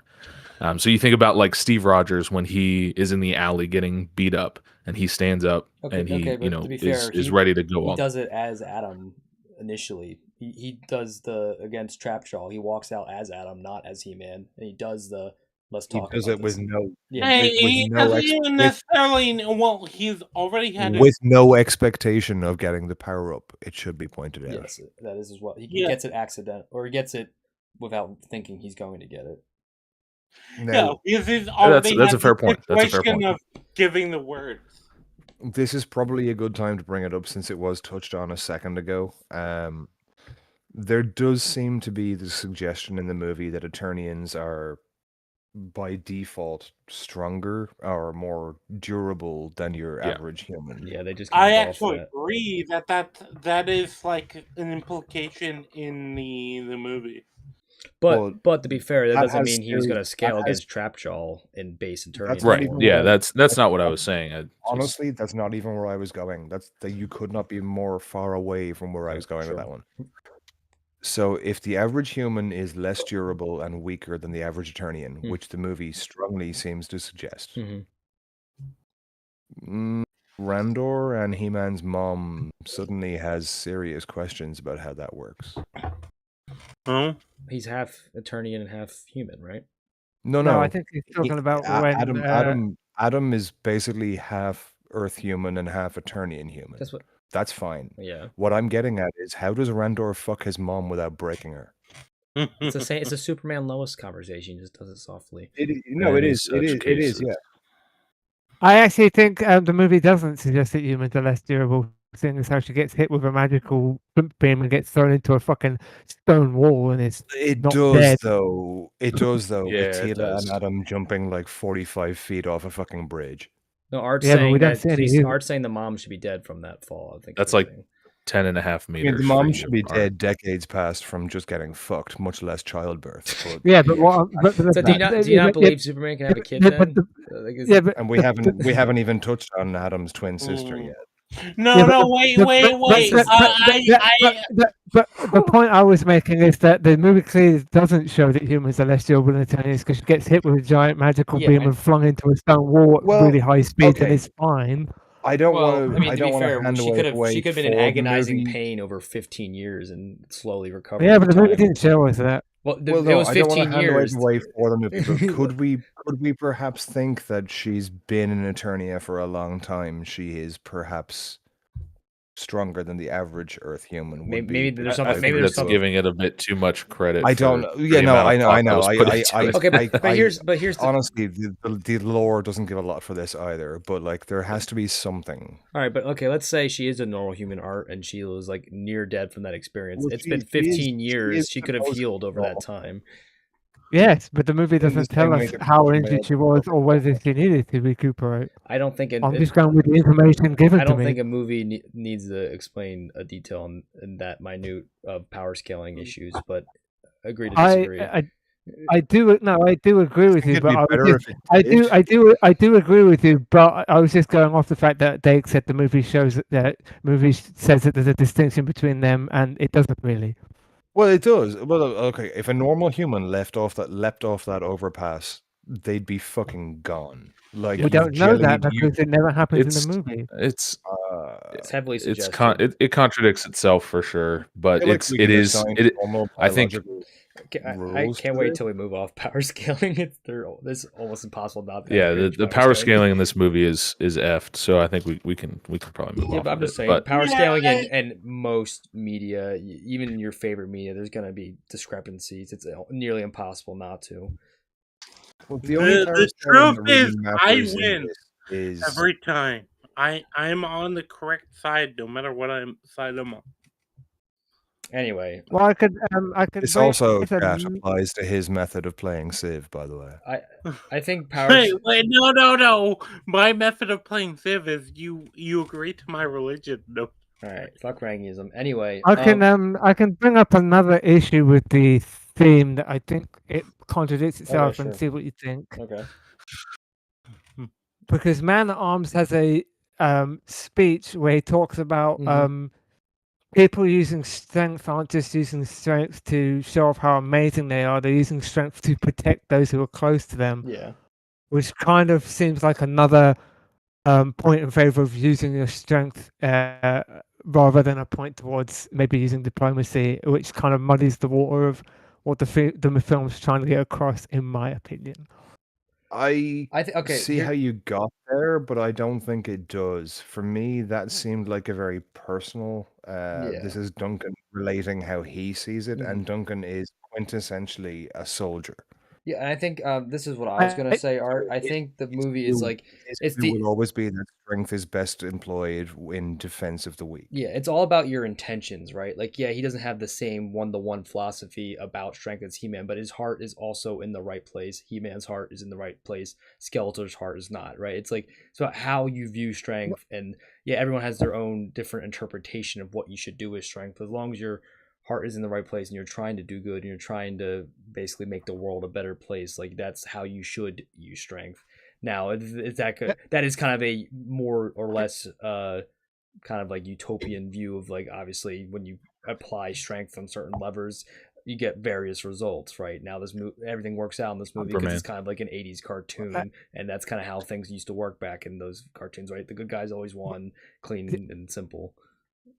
Well, I think the thing is that I think the point is that what the movie's doing is what some movies do, where a bunch of different people give the main character a bunch of different philosophies and they feed into him. He picks and chooses and kind of forms a new philosophy. My problem is that Man at Arms' philosophy and how he delivers it and how he explains it makes more sense than the one the sorceress gives him. That's true. Me. The sorceress basically is a Deus Ex Machina in this movie. And so I think He-Man would be better served by following Man at Arms' philosophy than the philosophy that the sorcerer gives him, especially considering the fact that he does follow Man at Arms' philosophy, even though the movie tries to tell us he's not. Well, I don't think the movie tries to tell you Duncan's wrong, though. Like, it'd be exactly the movie tries to tell you that Duncan's wrong and fails spectacularly. No. I just said that. I said the movie really, doesn't tell you Duncan's wrong. That's not what I said. I said it's like Duncan. Okay, I misheard you. Yeah, no, I know. I'm just clarifying. I think the movie's trying to say like it's like there isn't one answer, right? And like. No, that there is. No, well, no. By I was say, by the rules. Hang on. Rangi, before you get too strident, but by the rules and the morals that the movie establishes, it does make one thing clear: Duncan's route is the right route. Yes. Yeah. Yes. But Duncan's route, I don't think contradicts He-Man. Well, no, because I think it does. I don't think the guys knew what they were doing when they made this movie, because there is one theme that does keep coming to the fore through the good guys and the bad guys, and I'd love to think that this was deliberate. I don't think it was, especially considering where we are. Yeah. But what they keep reinforcing is one way or the other is the old rules of masculinity are in fact good, and you should do it. Yeah, I think it does. To go back to what you said, I think it does contradict if he basically follows Duncan's, because I think the movie is trying to say that the sorcerers in He-Man way is the way to go, but what the movie actually shows us But is they that never established the sorcerer's and way. they do establish the source. They do establish the sorcerer's sorcerer's way. She doesn't she- contradict Duncan's way. It does, How? because she says you shouldn't do that. You should talk and thing. And I think the movie's just confused. I don't know if I I go don't think so the far as to 21 say she writers says- all sat down and figured out what the it's- theme was going to be. I think it's just confused. I think the messaging is slightly muddled. I'd agree with that, but I wouldn't muddled, sure, but contradictory. I don't think so, because there's nothing about Duncan's philosophy that you couldn't also hold simultaneously with the sorcerers. Like, Duncan's philosophy is you need to have the strength to protect those you love, right? That doesn't contradict the sorcerer's philosophy. Yeah. you Duncan's can use moral them in is tandem. essentially Duncan's but moral. I'm going to throw this one out to Art because I know he'll appreciate the reference. Duncan's morality is essentially coward of the county. Sorry, Adams is essentially coward of the county. When you're I don't know pushed what to that it, is. it's a Kenny Rogers song. Oh yeah, no, I I didn't. thought get you. Oh, that's a I good thought song. you I like as that mu- song a lot. The Coward of the I thought County. you as music Where would like appreciate that. he stands up for his wife, like, because like he's Yeah, the coward of the county. it's not. Yeah. It's not that the moral of being a man is you have to fight, but it's that being a man sometimes you will have to fight. And There is a distinction between them. I think part of the movie was trying to go for that, but I don't think it hit any of the notes it was trying to hit. Dude, Again, I gotta listen to Coward of the County again. That's a good song. Again, You I think should. again, I really think the main problem is the fact that they never ever show He-Man's diplomacy tactic working ever. Well, I already. If they'd shown it working once, then this wouldn't be as much of an issue for me. But the fact that they don't, and it always goes to brute strength, it's just like it's not even the fact that they don't; that they actively show it failing. Yes, and if they'd shown it working once, and if he'd actually been any good at it, which he's not, even when he gives the big rousing speech to get everyone on his side, it's a shit speech. I mean, they do kind of try with him and Trapjaw the first time. They try to make it seem like he's making an effect, but it doesn't last. Yes. But yeah, so if they'd shown it working once, then I'd be all gung ho that the theme's great and it really works. But they don't, and he always relies on brute strength. To me, the theme just falls apart. This is why I think it does tie in with Duncan's, because like I already tied it in once with the you got to keep getting up no matter how many times you fail. Like Duncan, right? Like he abandoned his own philosophy, right? He failed and he didn't get back up, right? And then it took Adam failing and getting back up in front of him to realize like that's what you're supposed to do, and it reinvigorates that fighting spirit in him. Well, that's, you don't have to agree. That's just my takeaway from the film. Well, no, I see what you're saying, and I agree with the broad strokes, but I don't think I agree with the motivations that you're assigning. It's not that Duncan stopped being Man-at-Arms, it's that he was effectively broken by the loss. Yeah, okay, you're right. That's more or less what I was going for. A character thing, not a theme thing. Yeah, but I think the character's arc can be representative of the thematic arc, right? Like, yeah, but it can be. Yeah, just be wary of assigning too much import to any one character. No, that's fine. I just think his personal arc is kind of a microcosm of the theme. That's just my takeaway. Well, no, because even if I agree with you about the Man-at-Arms thing, so I would just say Man-at-Arms has got a pretty good character arc, but the overall theme is still doesn't work. Yeah, I wouldn't argue with that. Look, I see what you guys are getting at. I see why you think that. I personally don't agree that it doesn't work fully. I do agree that it could have been done better, 100%.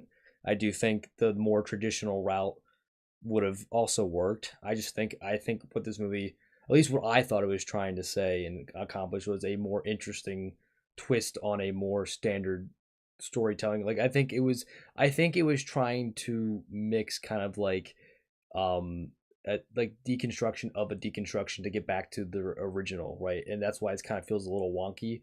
Like I think they were trying to do something where they deconstruct a deconstruction, and through that process you kind of get like a distorted version of the original concept, and I think that's what they tried to do with this film. So that's Jesus Christ! If she had just done the original concept, it would have made a better movie. I mean, yes, it would probably. Yeah, I think it hurt it hurt itself in its confusion.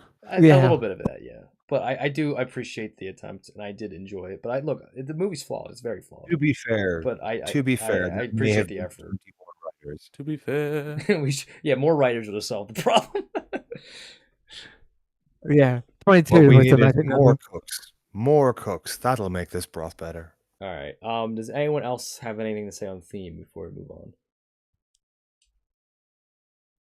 Yeah, it's broken. No, moving on. I kind of want to hammer in again. I think it's really interesting and ironic that the parts of the movie really wanted to say masculinity bad, and yet maybe half again more of the movie wanted to say, or accidentally ended up saying, masculinity good. Well, actually, that was my point, Dake. They were this may also Yeah, be they were of the subverting the 21 right? subverting, right? I Like, they were. do agree. Sorry, go on. I do agree with you. I don't think it is subversion. I think it might be accidental. No, I think it was Yeah, intentional. but I think well, yeah, it might have been intentional, but it did cause some like weird whiplash from time to time. no, yeah. Look, in terms I of think the what they were going execution for. was a bit botched, but I think what they were going for is they were taking all the toxic masculinity of the past 10 or so years, right? And they were trying to deconstruct a deconstruction. Whoa, whoa, whoa, whoa, whoa, whoa, whoa, What? whoa. What? What the hell do you mean toxic masculinity the last 10 years? We haven't been allowed to have any masculinity in the last 18 years. What the fuck are you talking about? Okay, whatever time table you want. I just kind of like think of Hollywood when they really started pushing all this stuff was around like 2016, 2015. It's when that really started getting pushed into movies. I see. Right, no, I see where the No, disconnect it here goes- is. No, wait. No, wait. It goes a bit- No, it wait. goes back I- a bit further no, wait. than that. I see what the disconnect. No, I will see what the disconnect here is. It's Dake thinks Iron's saying toxic masculinity that exists in real life, but what Iron means is toxic masculinity, the anti-toxic masculinity message that's been put in a lot of movies. Yeah, that's exactly what I meant. Oh no, I meant exactly what you thought he meant. No, what? The thing is, masculinity has any form of masculinity has been presented as Yeah, I know. Yeah, I know that's what you said. What I'm saying is that Iron wasn't saying that the movie was tackling the toxic masculinity that has existed. The movie was tackling the anti-toxic masculinity message that's been around. Yeah. Exactly. Okay, I see what you're going Yeah, for. yeah, it was- so yeah, kind of. Yeah, they tried to do one and ended up doing the other, but No, they no. did it with both Well, the no. antagonist. Well, that's and the okay. protagonist. Here's what I'm going with this. They put it in the movie, right? So in order for them to deconstruct it, they were trying to deconstruct a deconstruction. I 100% think it was intentional. And the instead execution, they pulled it in. They made it just look Yeah, way more appealing. the execution was a bit botched. I mean, because a lot of people are very confused what this movie was trying to say. Obviously, Yeah. I've Big heard every muscles, take under the action, sun on this bad. movie. Like seriously, Nope. I haven't heard this many different takes on a movie in a long time. Like every person I talk to Hello? in real life and on the internet is giving me Hello, like am I wildly coming different takes through? on this. Yes, you're coming Well, through. that's good. At least there's conversation Oh, yeah. happening. Hello? Yeah, Rangi, Am what- I yeah, coming Yeah, through? Rangi, we can hear you. We can hear you. What are you being- Oh, okay. We were Okay. just It's ignoring okay. you. I know how you feel. I've been I felt muted yapping for like the last, first 40 10 minutes. minutes. But So. but anyway, the wrap up that Let me have let me No. have this, Rangi. This is the most I've ever talked on this podcast. No, you talked. Fair You enough. talked. No, okay. I'll have another drink then. You talked a lot on the Brazil one as well, except for the supply chain True, conversation. that's true. Actually, We- no, that's fair. Rangi, go ahead. But No. I was just trying to fix my fucking audio. All right, So. the finish. Oh, have you been actually talking? Wait, have you been talking for like ages before then? Because No, I was couldn't hear you. aiming, but I was out of commission for the last 10 minutes. All right. Just to finish up my thoughts, and then we can see if we want to move on or not. Like I said, I think what they were trying to do was like take from I mean, obviously there's other examples before the last 10 years, but it's been very pushed heavily the last 10 years, starting with, like Force Awakens, Ghostbusters era, female Ghostbusters era, and they were really trying to attack masculinity, or at least what they perceived it to be. And this movie was kind of attacking that attack. And that's why we got this kind of weird whiplash, because they put it in the movie to deconstruct it, and then how effective they were at conveying that is obviously extremely mixed results for people. But anyway, that's my thought on it. Yep. Anyone else want to say anything on themes? Max, you want to say anything? I know you've been a little quiet. Listen to us yap at each other. Oh no, it's all good. He's definitely not been quiet hearing us. Max is just trying to figure out how it is we actually work together at all, because It's always it's this kind of chaotic. left No, out Hey, in it's, open it's chaos. easy. We A don't. mosaic, a mosaic of ideas is more interesting to look at than an echo chamber. That's for sure. Oh, for sure. I think that the movie's messaging is obviously, because we all came away with something different, very confused. I think that Might be is the a 21 direct, writers. yeah, I'm a not letting. direct I'm not result letting. of I'm of not the. letting that go, guys. No, it's a 21 writers. That's fucking it's a berserk. Okay, wait. it's a direct result of. Keep quiet while Max talks, please, because Yes, I Dad. don't mind. What I have to say is not that important. I just think it's a direct result of poor oversight and poor writing choices. I think this movie would have done better to scrap everything that was written before, have a clear theme, a clear objective that they're trying to tell with the story, and I don't think they achieved that Yeah, I think clearly. I agree think with that that, I would agree. It's definitely what this movie is going for is not clear. I do think it's interesting that like so many people have so many different takeaways, and like for the most part, I think a lot of people have justified their opinions. I think that's what happens when you get such a muddled movie is that like there's really not a lot to um concretely point in any one direction, which is you don't want to hold the audience's hand, but then when you don't give them enough direction, you're going to get like a variety of different takeaways, and they're all going to be vastly different, and people are going to argue like they do, and some are going to do it kinder than others because I've seen people tearing each other apart on the internet. I think it's possible to have a very, very overt message in your movie and do it really well. The easiest example I can come up with for that is Everything Everywhere All at Once. I haven't seen That movie is blatant with its messaging, and it does it so incredibly well. And so I fully recommend watching that movie if you want to see, hey, this is my message. I'm telling you my message. This is my movie about my message. And by the way, if you don't agree with me, that's fine. But this is what I have to say. It's a movie that has something to say. And this movie can't tell what it wants to say. So it says a bunch of different things and lets you pick which one you think is the most meaningful. I'm going to upset him now when I say this. I finally got around to watching that movie, and I actually thought it was fucking ass. Well, look at that. You guys have opposite takes of both those movies that we're reviewing. I will talk about. You didn't like the movie? I'll co-sign with Dake. I thought Everything Everywhere was pretty shit, to be honest. I liked it when We'll have to have a I discussion liked it when about I that later on. watched it, but I haven't watched it since. I'm going to co-sign what Dake. Good concept got very frustrating, very annoying, and very singular very quickly. I'm going to co-sign what Dake says. Art. Yeah, I'm going to co-sign what Dake says. I'm going to co-sign what Dake said. Everything Everywhere All at Once is fucking bad. Look, guys, every now and again, rare as it is, Art and I actually do agree on things. I disagree. I did say it was rare. I haven't seen that film, so I can't speak one way or the other. When we do agree, you know you're in trouble. Liking it, but it's also been like it's also been years since Didn't I watched it only come out like 2 or 3 years ago? Exactly. It's been I think years now. since I watched it. Okay. You're acting like that it's movie's like 10, that movie's appeal is basically down to one fucking word and one meme, and it's Rakakuni. No. We can talk about it offline. No. This was not how it's supposed so to much go. better than that. But anyway, It's not. This though. is not It's- an Everything it's- Everywhere. It's not though. It's whinging well, about an Asian alright, let's woman move- has let's a move- big problem in her life, and I'm shocked Dake is it's arguing for sending people with Rakakuni. All right. Let's do the I'm tone not- and atmosphere. So what? So Oh, but wait. what? I'm gonna be right back. Okay. So this is gonna be obviously the most subjective, but like this is kind of like, did the comedy land for you guys? Like, what did you think of like how kind of the overall like tone and like how they were painting the world? Do you think it? I think Max and Art made it very clear they did not. It mostly worked for me. Dake and Rangi, you guys are pretty mixed on the comedy, right? If I recall correctly. Okay, this is actually what I think is like the worst element of the film, actually, which kind of works out.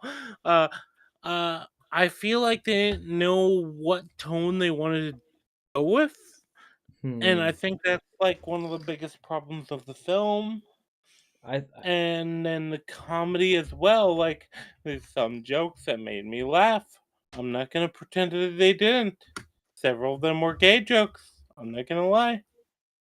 I mean, I think it was a mix of tongue-in-cheek comedy and there's some referential humor in there, and then there was some taking the piss at kind of the absurdness of 80s He-Man cartoon. Like, just kind of, it was a silly cartoon. I don't think Yeah, any He-Man fans would deny that. but I think the tone of a lot of those jokes is what puts a lot of people off.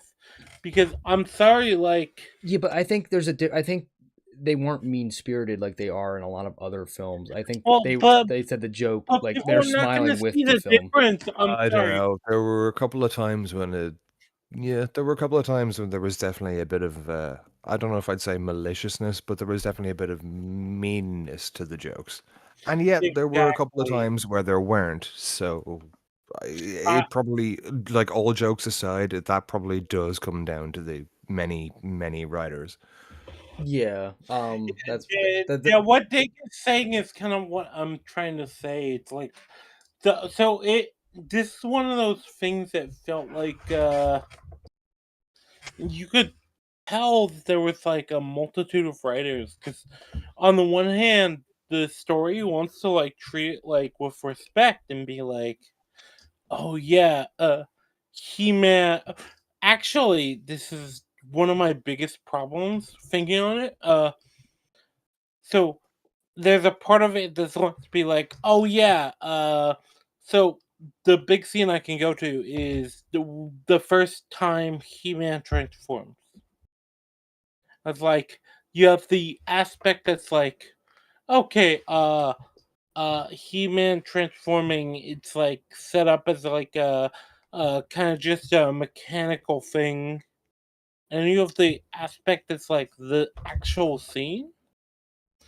And the actual scene is like set up as like, oh yeah, check it out. He-Man, Adam is transforming into He-Man. It's really cool. It's really interesting. And then, like, almost the middle of that scene, the point where it feels like they're setting up for how cool this is, Adam gets tackled. But because, like, oh my god, he's getting tackled in the transformation scene. And I didn't think this was one of the my examples of like, no, there's kind of a point to like letting the moment sit and letting the moment. And I've talked about this. This is kind of millennial writing. Well, here's I get it, but like at the same time, it's like how they play that scene out for longer than you think, because my cousin recorded the scene because she was like she wanted to watch the the transformation again, but I don't care how long your cousin recorded the scene. but my point is, you said it didn't let the moment sit. It did let the moment sit. No, It went on they pretty long. definitely don't let the moment sit from How long? From the moment he transforms. It's like, oh yeah, look how cool this is, and then it's interrupted by Yeah, but after it going on for like 2 minutes straight, like how long do you want it to be? No, well, but how about you just have it be that He-Man interrupts it himself by getting into combat, rather than he's still in the moment of the scene. I mean, but and okay, he but you have to attacks. remember this is happening in real time. Like it's already kind of like how long is the bad guy supposed to like stand there and watch him just like pose? Like he's gonna attack him eventually. Okay, but why not just, instead of having the bad guy attack him, have He-Man attack the bad guy? But then wouldn't that be like on Trapjaw? Why would Trapjaw just sit there and wait for it to get attacked? Like, Well, because we're assuming that Trapjaw is not like an active participant. This is why just the he's whole like scene of he's like 10 feet. transformation. He's like 10 feet away from him. Why wouldn't he attack him? No, wait, hold on. Because the whole thing with the transformation is, and also you can assume that Trapjaw is To an extent, yeah, he's stunned because he Yeah. didn't expect He it was to happen. stunned for a bit. They let it play on for a decent bit, and then he Yeah, once well, it sto- no, once it wore off, he yeah, attacked him. and then Adam is, yeah, they do let it play on for a bit, and then Adam is like, oh yeah, yeah, Adam is like, oh holy shit, this is happening, and then while Adam is almost in mid moment, they just have Trapjaw tackle him. Okay, but like, That why wouldn't Trapjaw eventually attack him? Because like, yeah, he was initially just kind of yeah, taken aback, and okay, then he wait, no, attacks him. hold on, you're not understanding the actual argument. The whole point is, what should probably happen is they let the moment set for a moment, and then the fight progresses, rather than this idea that,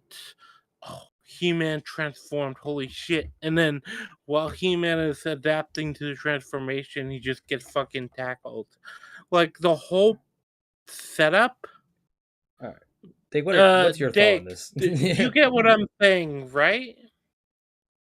I'm following along, but I'm waiting to see where you're going with it before I co-sign. Yeah. So the whole setup is almost the idea of, yeah, He-Man transformed. Holy shit. Okay, this completely disbalances the combat, and in fact, it almost sets up like this isn't real time. And then you have He-Man like reacting to it himself, but then when they're mid moment, you get almost interrupted by the joke of It's not a joke. He just it attacks him. getting interrupted. And this felt like a moment that like they could have just let set for a moment, Okay, but and then go into a fight, but they turned it into a joke. I don't think it was a joke. So him getting tackled is a joke. Yes, that's the problem. I just why is that a joke? Why is the bad guy attacking the good guy a joke?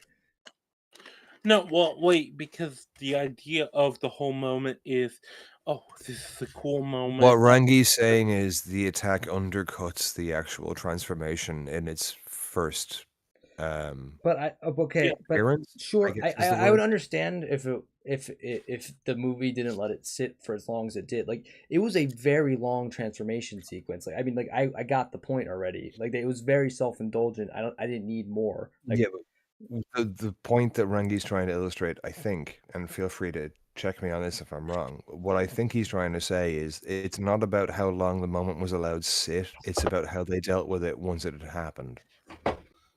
I mean, And their immediate reaction was, okay, you've transformed. We're now going to make you look weaker. Yeah, it was almost like the idea that he just transformed, and he's like still in the opening animation, but then they're treating it like, oh yeah, you transformed, so it's open game, so Rangi, have you watched and you're Attack just on Titan? posing randomly. Well, kind of, yeah. I mean, plenty of. Have either you two watched Attack on plenty Titan? of anime. I think you know both of us well enough to know that we both have. Yeah, so I've when watched Aaron the attacks opening the series. the Hammer Titan like mid transformation, is that comedic? I haven't watched up to that point. Well, I don't think it's comedic. I think it's the same thing. Like there, just like, yeah. Why would you sit around and wait for your antagonist to like basically like pose on you? I can't comment. I haven't seen this. I see what you're getting at, but I don't think the comparison really works. It's Well, I don't want to yeah. say power scaling, but it's like it's a Well, it's a different like to say, level and different application of power. Is I guess yeah, what I'm Sure, trying to say. and like it feels like what the way it it's might have set been. up. You might be right. It might have been okay. intended to be a joke, but like I don't think it's a joke that undercuts like the importance of the scene. So, wait, hold. So the way this moment is set up, it's like this shocking moment. Yeah, I know. of him. You've reiterated it like 5 times. I just disagree with you. Okay, wait, no, hold on. Aaron, you've met Rangi. I know he's gonna keep reiterating it. Like, look, I agree to disagree. Yeah, like, there's, I don't. You're not gonna like change my mind on it being a problem by just keep No, reiterating I'm the not. same point. I'm trying to say this for the point of the audience. Yeah, I think they get it. You've said it several times. Well, okay. So your Hold point, on. your point is. Let me reiterate your point back to you. Let's see if I got it right. So it's the big payoff, right? He's turned into He-Man for the first time. Everyone's in awe, and like as soon as the transformation's done, which again was a very long transformation, instead of letting him like continue to like pose or attack first, he gets attacked, and you have a problem because, in your opinion, that undermines the moment. Okay, so this is not my point. What's So, your point okay. then?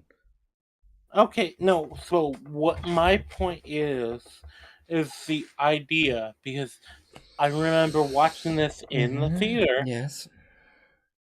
Okay, the point of it is, you have him transform, and yeah, you have the long moment of like, oh holy shit, it's He-Man. But rather than actually like just recognize this like moment of it being like, oh holy shit, he's like transformed into He-Man, they treat it rather than like an out of character thing where it's like, oh, a moment of like, yeah, we have He-Man now. Also worth noting, in universe, this is the first time in at least 60, 70 years this has happened. Yeah. So it treats it. It both treats it like, oh my god, this. Somebody has like transformed into the champion. They have the power. But then on top of that, then they have him almost undercut by that moment of like, yeah. So because you could have literally had him be like, Okay, but Rangi, I have the all right, power. Womp. isn't that what I just? That's what I said. Your point was. yeah, okay. No, you didn't. You actually went out of your way to like infantilize and undermine my point. Because I disagree with it, but I still put all the Okay. beats of your point. Like I already agreed to Yeah. disagree. So you gave the worst possible representation of my point. No, I that agree. yes. The reason I did that is because you said it 7 times. Like we're trying to move on. You won't let me move on from this topic. Okay. We're Wait, hold on to the rest of the chat. Mm. The rest of the panel. Do you Mm. feel like I represented us 7 times and it was just it's so aggressive, or do you feel like Iron is being a retard? Both.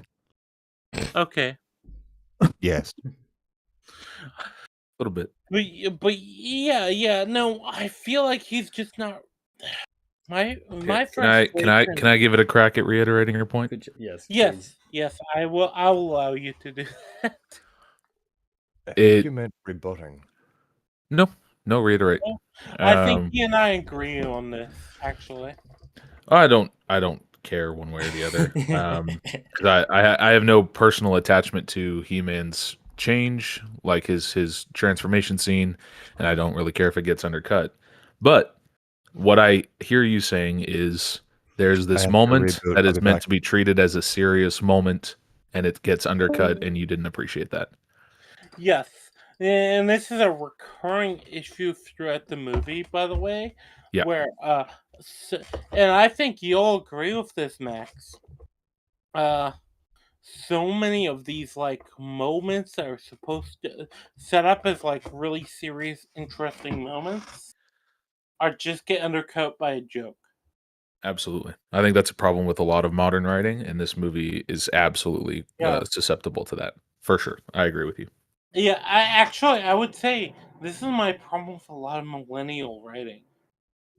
Yeah. Yeah, I mean, I don't know if calling it millennial writing is the way to go because a lot of it was the common thing to hear is J.J. Abrams writing or Joss Whedon writing, and they're definitely Gen X, Yeah. and so No, okay, hold on, wait, because the thing about that you have to remember though is where did the millennials learn to write? It's gonna be the generation previous, and it's gonna be J.J. Abrams and fucking Joss Whedon. Well, I'm sure not all 21 writers were millennials, and I got to stick up for my people a little bit here. Well, I'm also a millennial, and that's why I'm like, it's funny. We're almost on I'm the opposite only one sides. here who's not a millennial. Okay. I I was gonna say like, well, I'm a late millennial, and I'm almost like particularly like I'm like no, like, shove them all into the fire. Nah, there's some good ones. There's some good ones. Yeah, but you know what I mean.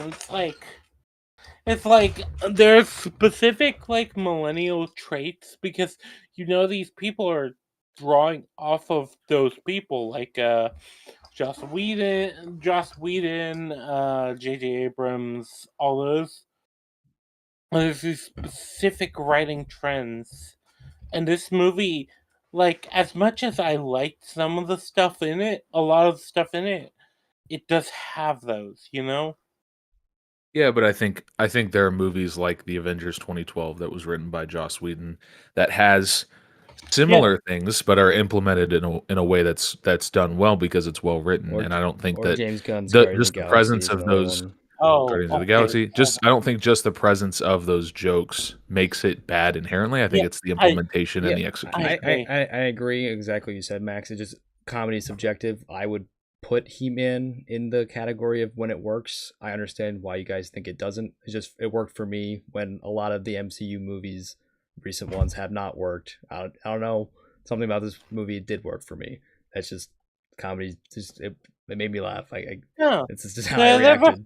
There's a couple of jokes that made me laugh. No, but I do actually agree with Max here, in a lot of ways. I don't. I mean, I Uh, agree with Max's point. I just I just put it in a different category than the most of the panel, or all the panel, I guess, other than me. But like I said, the comedy mostly worked for me. Comedy is subjective. I don't really care to get into arguments of what's funny and what's not because Well, it's I know the answer to that. if I can, yeah. oh yeah, go ahead, Art. Go ahead, Art. Iron's not funny. Boom, nailed it. Boom roasted. I tend to agree that I believe that what you find funny is subjective, but I think that there are some things that are objectively not funny and objectively are funny. And I know Rangi doesn't like the word objective, and that's okay. We can talk about that later. But I'm iffy on it, but I don't know if I agree that it's like always inappropriate.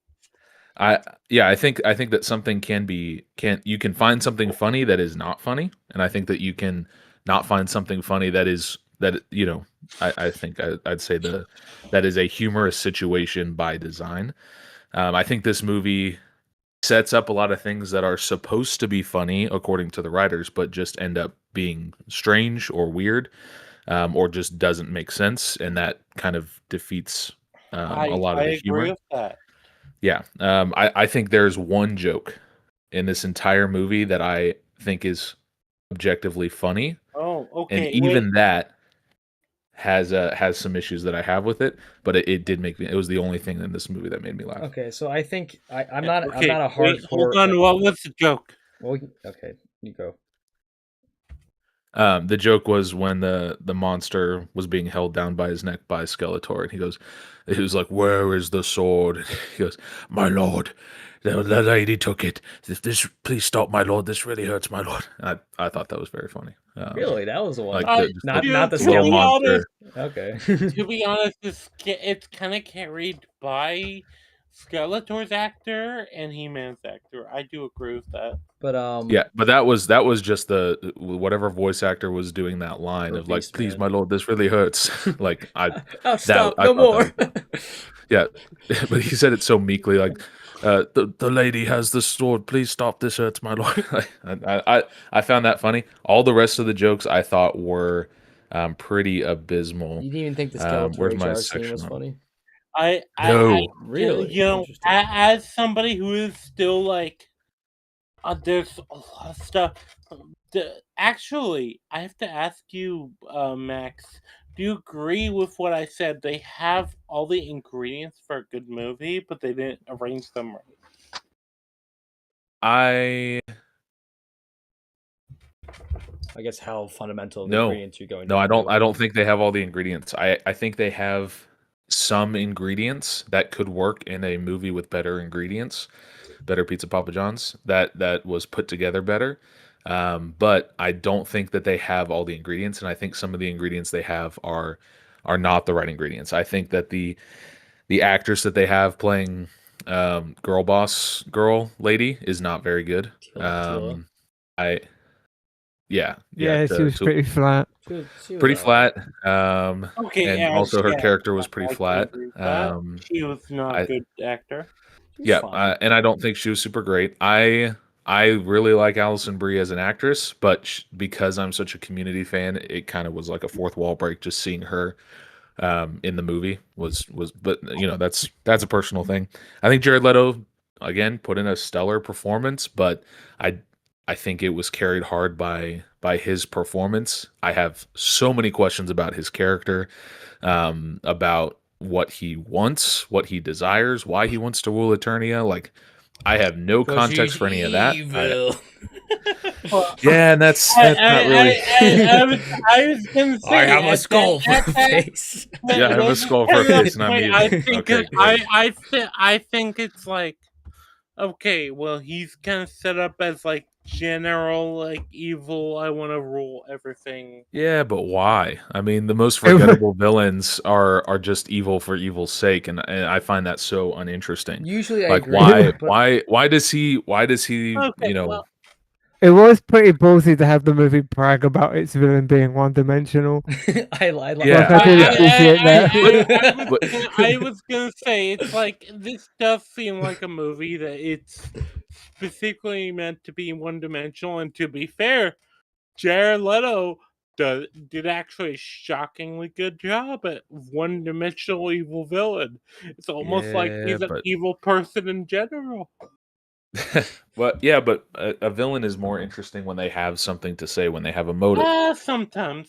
Yeah. Give me an example of a one-dimensional villain that you find interesting, Dr. Evil. other than Dr. Evil. Skeletor in this movie. other than Skeletor in this movie. Okay. Dr. Evil has plans and ambitions, okay? He so has does things he Skeletor. wants to do. Rule the world because why not? Okay. And so does Dr. Evil. No, not why not? Why? Because he what should. is goddammit. first of all, what is Eternia? What is this place? What is valuable about I'm it? glad you asked, Max, because that's the next category. Setting. Let's talk about the setting. Oh, setting and world building. I have so many questions about. No, this is actually like something I do have questions. I have an answer for a good one-dimensional villain, I think. Okay. It's been a while since I've seen the movie, so I might be wrong. Sid in Toy Story. Yeah, that's a good one. No, he's obviously a product of abuse. He's a product of fatherlessness. I think that if Wait a second, he has a father. No, he doesn't.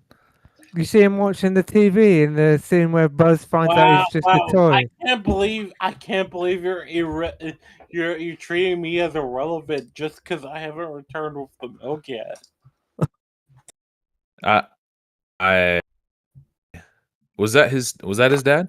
Yeah, I thought that was his dad. Well, maybe I it's thought his mom was just really hairy. It might be. No, that's fair. It might be. Okay. Well, right. that fatherlessness does not Max, necessarily mean there's not a what father in the about home. He Cruella, could Cruella DeVille? She just wants to skin Oh, puppies that's to make also a money. good point. She's a good one-dimensional villain. She is, but again, it's motivation. She wants to be rich. She wants to be famous. She wants to be loved. She wants to Skeletor have wants power. But to what end? Just she as wants much the as puppies to possible. kill them, not just for killing's sake because I'm so evil, I want to kill puppies. She wants their pelts. Skeletor is like, I want to be evil and I want to rule over this lava pit. It's like, okay, dude, take the lava pit. I don't care. Yeah, I'm scanning through my movie collection to see if I can find lava one. pit. I want like the field over there, and that's your territory. But to what end? Like he's not ruling over people. There's no sub. He killed all the people. Not yet. But then he's like, okay, you have this field, this area outside of the field with people. I want to rule that as well. And so he wants to rule. He wants to collect taxes. Like he wants to be no, he just wants to be. He just wants to be John in charge. correct me if I'm wrong. Is Skeletor Oh, have I've any got another different one. motivations in the cartoon? I've got the perfect answer for this. No, okay. A one-dimensional villain that's a good villain. Yeah. Okay. Michael Myers in the first Halloween movie. I disagree with him being a good villain. I haven't even seen the movie, but I Really? guarantee you that he's not. No, there's no I- backstory in the first one, right? Yeah, the whole point of the first Halloween movie is he has no backstory and no motive. Yeah, he just kills to kill. We And that's don't what know makes him anything scary about because him. like the But I unknown of why actively- he's killing makes him scary.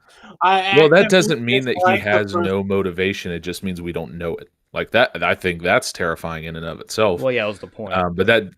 But well, yeah, but we know Skeletor's motivation. It's nothing. It's I want to be evil and I want to rule, and I just find that Okay, so uninteresting. all right, Dake or Yeah, can one of you guys correct me if I'm wrong? But is Skeletor in the '80s Uh. cartoon have any different motivations, or is it just I want evil and power? I wanted power because I'm evil. Well, why are you asking Dake? He's not here. Oh, then Art, you've seen the cartoon, right? Yes. Does Skeletor have any different motivations in the cartoon than just wanting powers for power's sake? Pass. What? Oh, Skeletor seeks to discover the secrets of Castle Grayskull, which he believes will allow him to conquer the planet Britannia.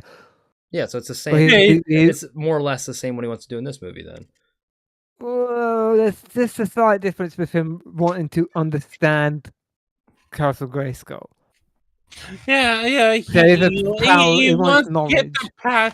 wants to get access to the power in this I mean, movie. yeah, if it's world domination and it's not just it. I kind of imagined Eternity as just like a little kingdom or like an area, but if it's like a whole planet, it is a whole. I guess he it's still also- eh. He also wants. He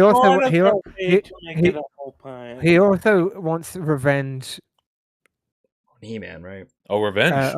against a specific person. Is it He-Man? No.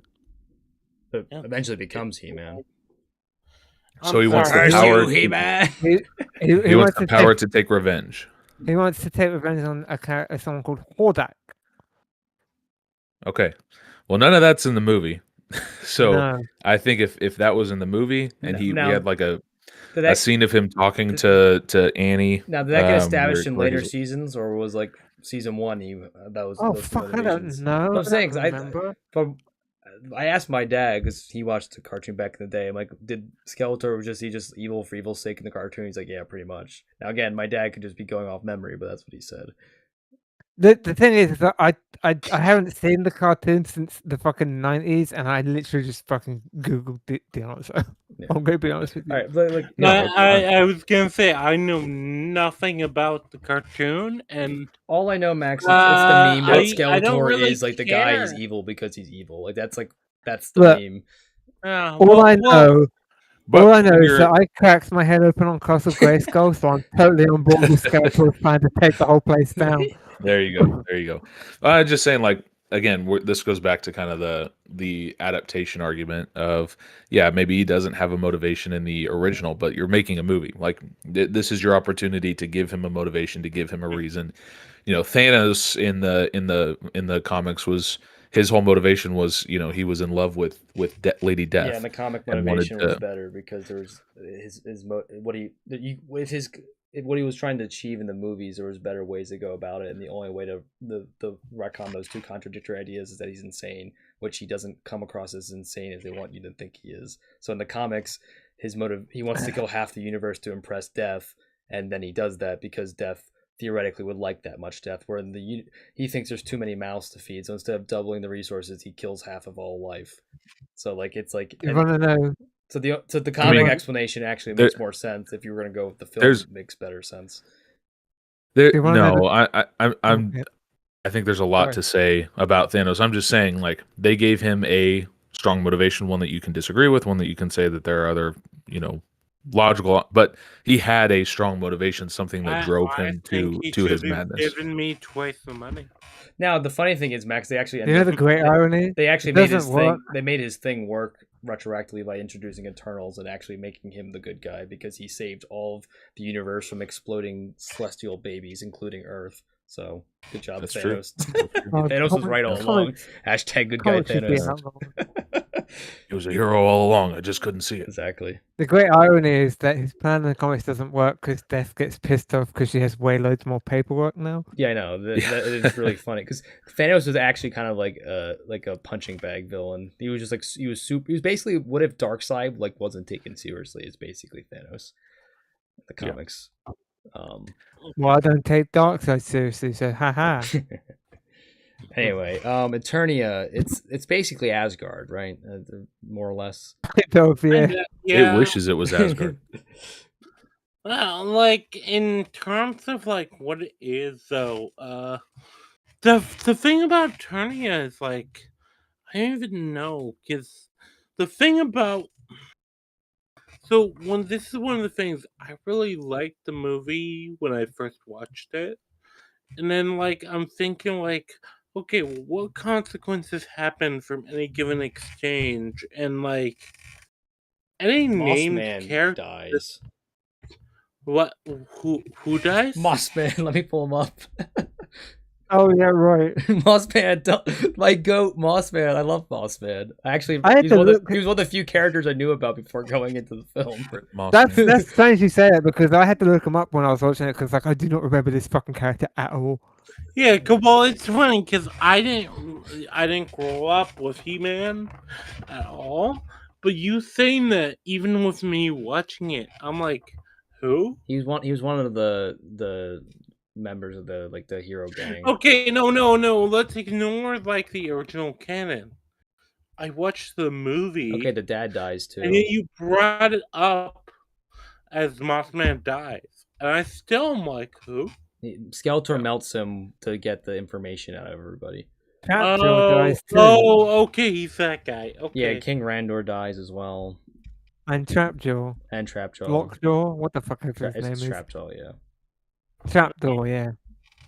Yeah, so in that case, I'm still like, who? And do you not remember the scene where he melts the guy? No, he's just saying it's not a character. It's not even that it's out of character. It's like and there's no serious. It's such a disinteresting character. It doesn't even fucking matter because this character doesn't matter at all. I was sad. So when the robot lady died, I was like, does she even go here? Like, who is this person? Well, why am I supposed to care about this stupid robot?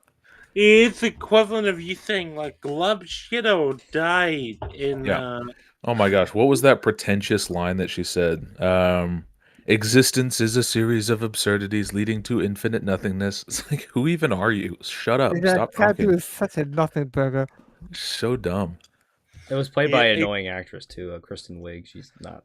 No, I like her as an actress. Really? I don't even know. I don't like Kristen Wiig, so agree to disagree. Well, like you say it, and I'm like, yeah, I think I remember that.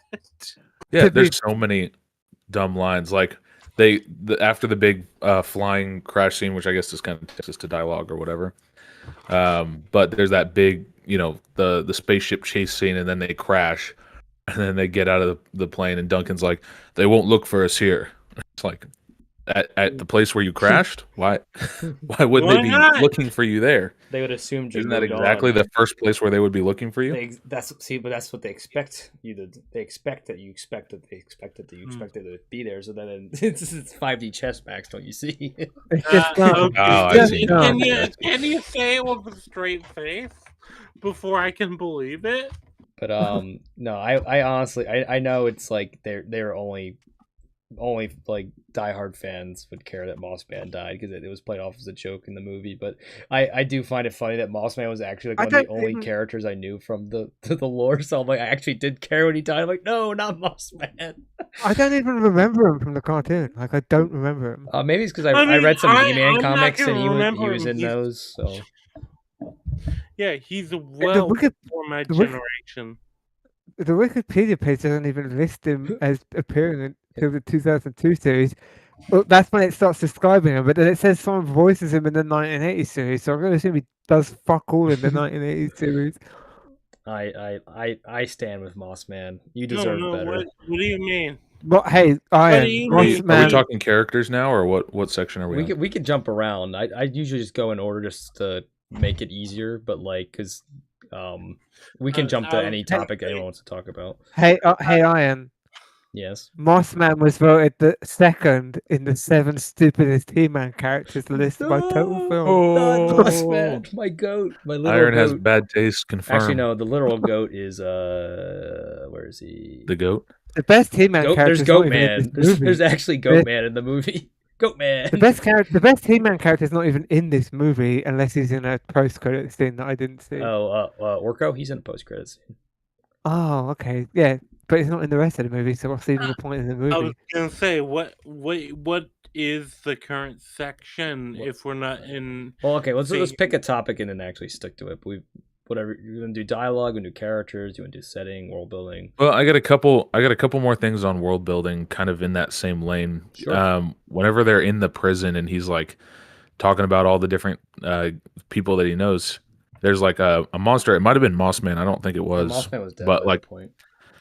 yeah, but it was like another one of those creatures, and he goes, he's like, the head guy, the fist guy, and then he goes, whatever that is, Mhm. and I'm like, okay, that's a funny joke, except for the fact that he was 10 when he left. Mhm. He should know exactly what that is. He should know that species. Like, that's kind of a racist comment. Like he wasn't a child, like he wasn't like a baby when he left, like Superman. Like he was 10. He would have been, educated in the royal palace about all the different species that live in Eternia.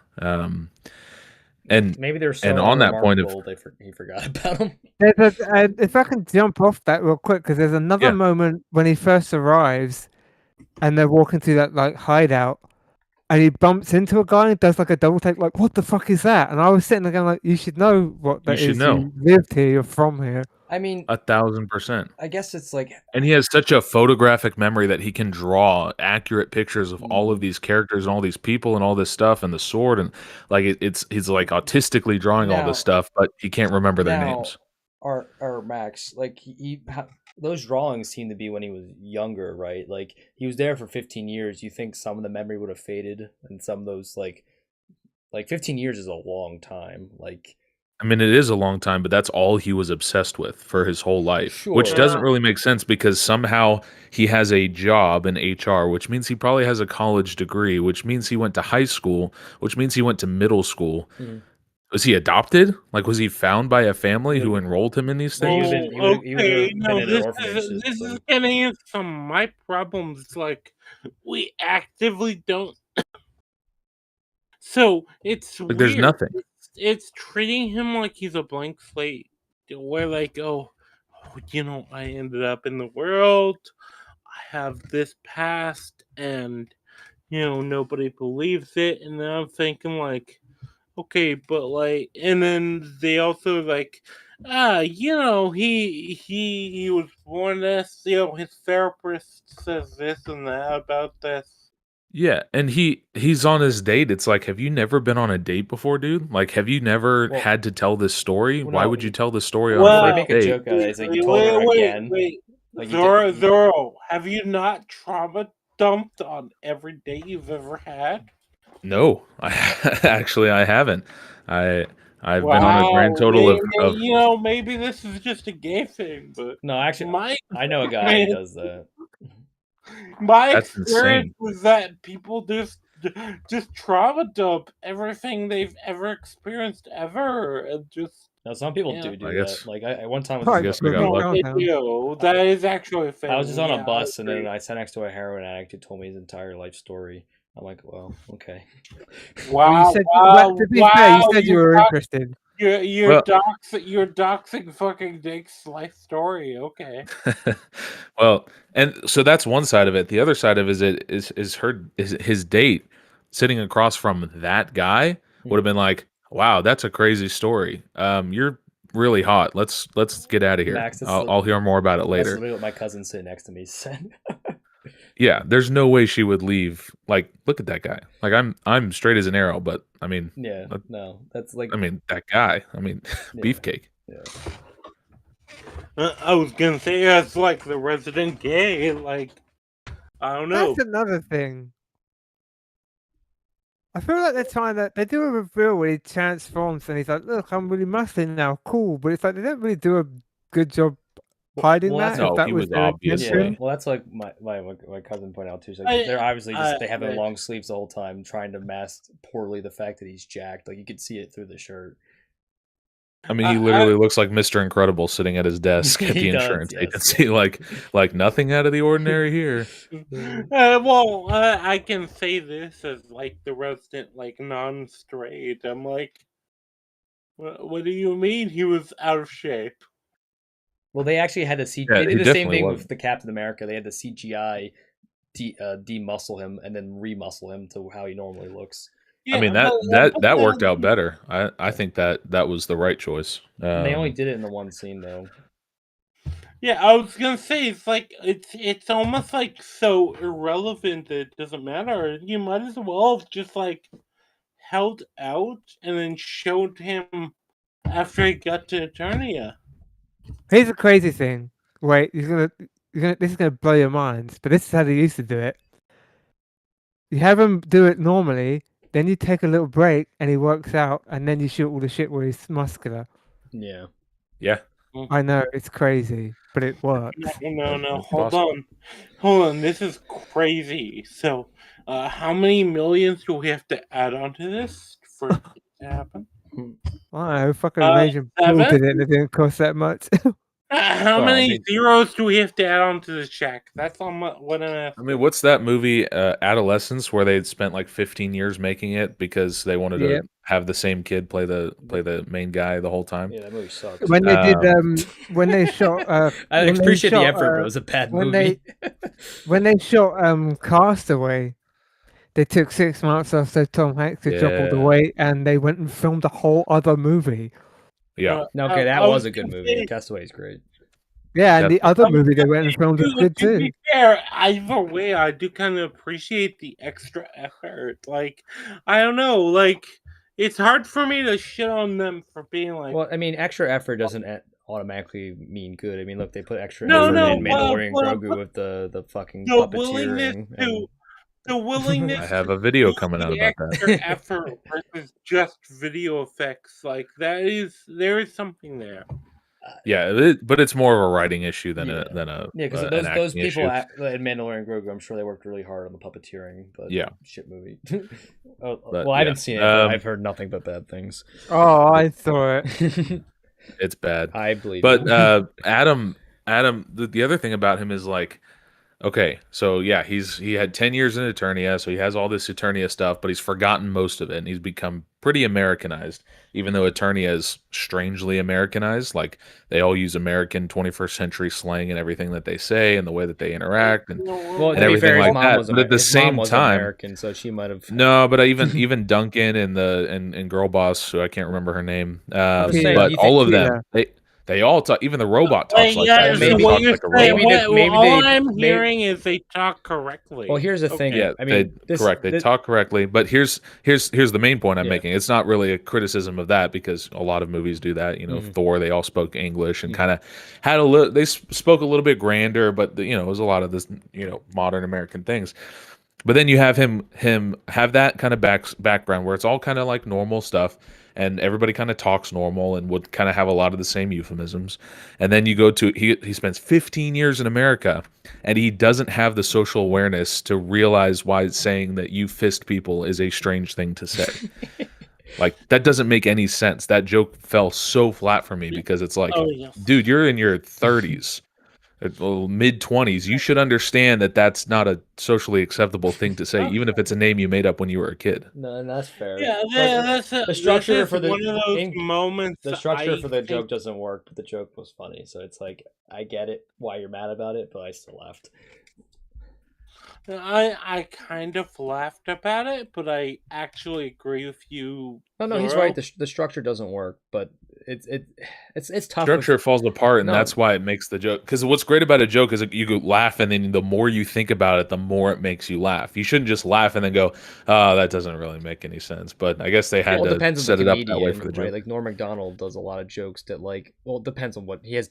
Different types of comedy he'll employ, but some of the Norm jokes- Macdonald's jokes are absolutely fantastic. Yeah, but some of them are Um, funny because they don't make sense, or the punchline is you. Okay, but if Norm Macdonald made a joke that was like the joke is just I said the N word. I don't know if I would like think that's funny versus like a joke. Well, that's not he's, really like, Norm setting up. Macdonald's humor. We can get into that another time. The genius of Okay, Norm Macdonald. I'm using him as a joke. I'm using him the joke and him as a joke as like an example Yeah, to no, set this yeah. If up. it comes out of left field, that doesn't automatically make it funny. No, Yeah, you're right. Um, You have to. exactly. There's a It time and a doesn't place for left matter. field humor, and that didn't really work in character. And yeah, that's and then the other. yeah. Go on. Well, and the other side of the thing is the other jokes in this movie. So there are some that are like that, like the two guys look, give them head, go, whatever. Like it's like, guys, stop. This is a kids like children are watching this. Calm down. Actually, And then on it's the other PG-13. and then on the other side of things, there's jokes that you can see 5 miles ahead of time, and you go, "Oh no, they're not going to make that joke." Oh no, they're not. Yeah, they made that joke. So one of them is when they're flying, and Adam flies up in front of Duncan, and when Duncan was trying to shoot the thing, and he's waving at him, and Adam kind of waves back like, I don't know what's going on. It's like, okay, I knew exactly you were going to do that. I'm gonna The read other thing some is of Dake's messages real quick because since his microphone cut out, he said, "We are conflicted. Wait, I got the joke wrong. Oh wait, shit. No, he says, yo. Well, one thing we can all agree is it's silly. Are these old messages? I can't tell. There's no timer on this. I don't What know. do you mean? If you have criticisms, put them in Give the you a chat. timer. Like I can't tell when the comments from Dake are. Where are you reading these? In the from? chat, live chat. Dake's been in live chat since he can't talk anymore. Mine's not even. Oh, Okay, like, I'm mine's gonna my, have to my- restart. Screen is Wait, freaking out pretty yeah, badly, and that's like an hour ago. no, he's talking about the YouTube chat, which on my end hadn't updated, and then suddenly I got 50 messages just go boom. Oh, okay, no, that's fair. I haven't been looking at that. Also- I don't Yeah, they're not look at timestamped. that. Yeah. Oh, my bad. Anyway, what were you saying, Max? But well, I think one of the worst jokes is when Skeletor appears in the sky, and he's like, "And you all are but dust beneath my feet." And I was like, "Oh no!" In another movie, you could get away with that line, and I would be like, "They're not going to make that joke." But in this movie, I was like, "He's gonna," or no, butt worms. And it was like he's gonna say butt worms. He's gonna say butt worms. He's gonna say it, and then he said it, and I was like, "You children, you immature, no restraint, like so I laughed. idiotic, Of course you preschool did. level." Of course you laugh, Like- Ryan. There's a verse, like I grew up in church, right? And there's a verse that's like, "We are but dust," and we would always laugh as kids, butt dust. Yeah, but have you considered how Like immature they took that Max joke is? and put it in a $300,000 movie. How insanely dumb is that? Well, It was the annoying stupid, but thing I laughed. that I like cringed so hard I felt my soul leave my body. okay, you're always gonna have people making that like immature joke. If But the it wasn't a joke. Duncan wasn't making a joke in the movie. He was literally like, he called us butt worms. It's like, that's not, like, you're the man at arms. You're the master and commander of the armies of Eternia. How are you this retarded? Well, he was yeah, drunk yeah, at the time. yeah, you're getting the point where I say, but TM this Butt worms. and that, and yeah, He was drunk, and we all know how retarded Rangi gets when he's drunk. So No, I think I'm making a particular point. I'm like, yeah, Zorro is basically just undercutting what I was about to say. Go on. Oh, I didn't say anything. Go ahead. No, I was gonna say yeah, but this and that, and you were just like, but this and that. And I'm like, okay. Oh, okay, so he stole yeah, your thunder. Then is what you're saying? yeah, Because that's not yes. undercutting him is the exact opposite of what you meant there. I apologize. I didn't mean to steal your thunder. It's okay. But You I should want you to steal his know- thunder more. I would I want you say. to know if you have thunder again in the future, Rangi, I am gonna steal it. I was gonna say Art was gonna steal it if you didn't.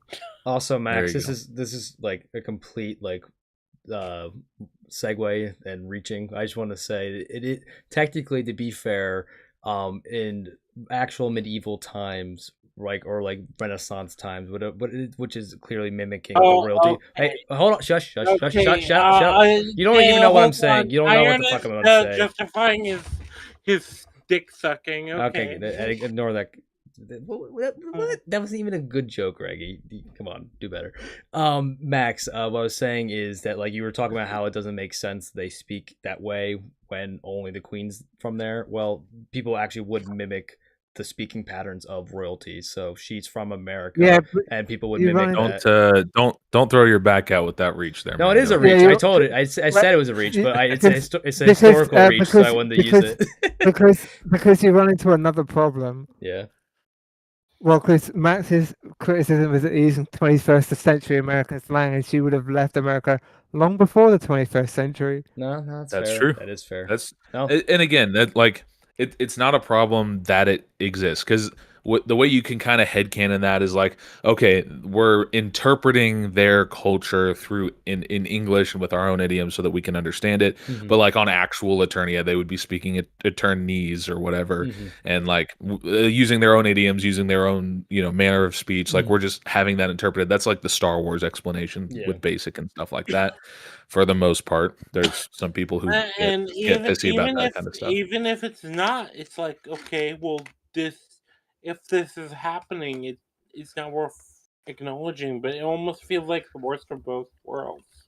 It is the worst of both worlds. That's exactly right, because they're saying that they're going, okay, we speak like Americans, but also there are some American words we don't understand. Like when Fisto is like, what is bench? And it's like, dude, you would know what bench is. You know what, you obviously work out, like you know what it means to do a bench press, but because that's an American term, even though you've been using American terms the whole time, you pretend like you don't know what it is just for that joke, and it doesn't. Again, it pulls me out of the movie. Well, when actually, I hear I mean, to be this- fair, if you're trying to go off of like they're like kind of like a more classical culture, the bench press wasn't invented until 1898. So, But they weren't. No, I was saying so when I mentioned the worse classical off culture, the that was with Asgard, Mhm. not with Eternia. With Eternia, they talk like 21st century Americans. Fair enough. I was gonna say no. So with me, I think I agree with as much as the quality of the movie I think is iffy. I agree with Max in that this is like kind of the weird thing the movie does. It's like, oh yeah. So Eternia, there is this resistance force, and it just exists. And then you I mean, you just get like exists. That's the what's left fact of the of it. army.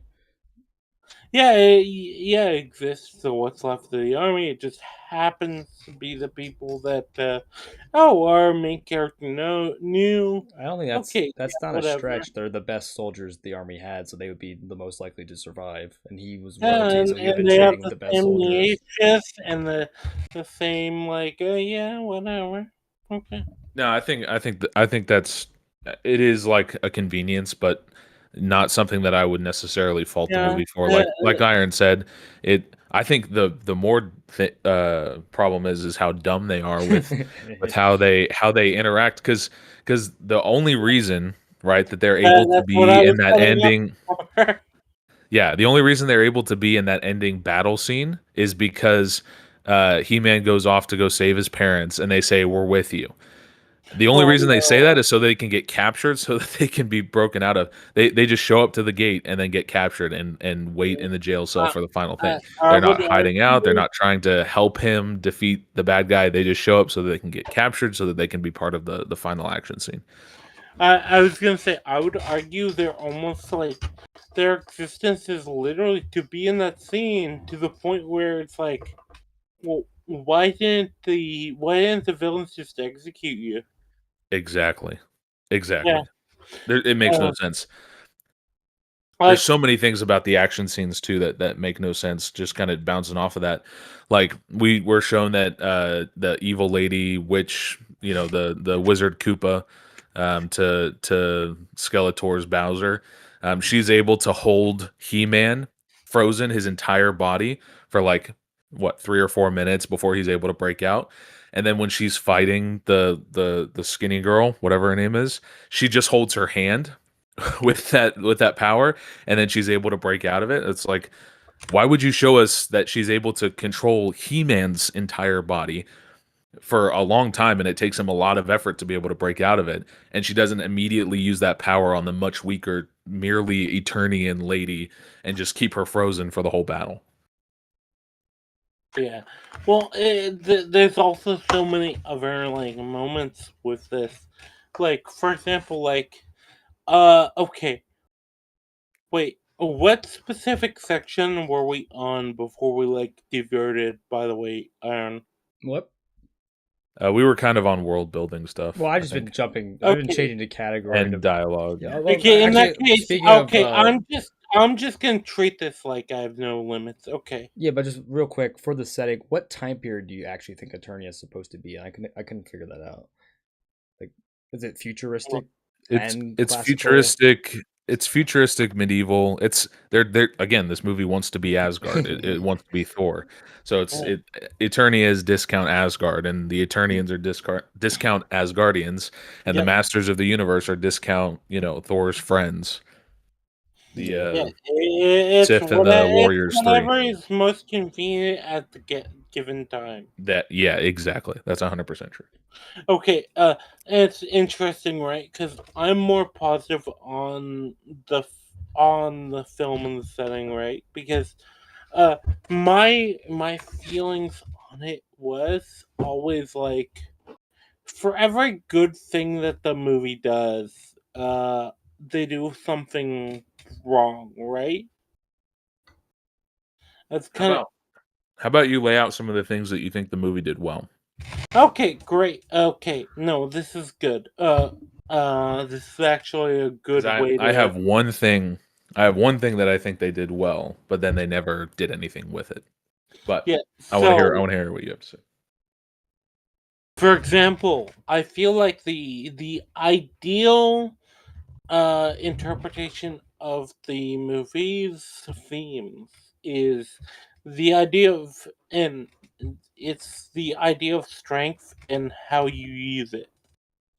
And I think there's multiple scenes and multiple situations that they kind of represent that well. Even to the point of the early scenes before Adam knows what he's doing necessarily. Uh, the idea of Adam before he gets like the sword, he is like in a position that's almost like anti force, anti like anti using the sword, using the power that the sword of power would actually represent. Like there's that, and then you have characters that represent kind of different levels of using strength. And my view of the actual theme of the movie is strength and how it's used. Like that, I think that's the most ideal form of how the movie is, and I agree it's not done well. But you think that the theme itself is valuable, and that is a positive thing that you can Absolutely. draw from the movie. Absolutely. Like I said, I feel like this is a movie where it's like they have all the ingredients of good movie, but they didn't put them together right. So you think that the movie has a good message, and it has a good theme, and it has some good stuff in it, but you don't think it is a good movie in the way that it was presented, in the Yeah, way that it was executed. after, because I watched it a week ago, and a week ago I was like, oh, it's probably 6 out of 10, and now I'm like, it's probably a 4 out of 10. Okay. I And mean, I think that's like a more reasonable aspect of it.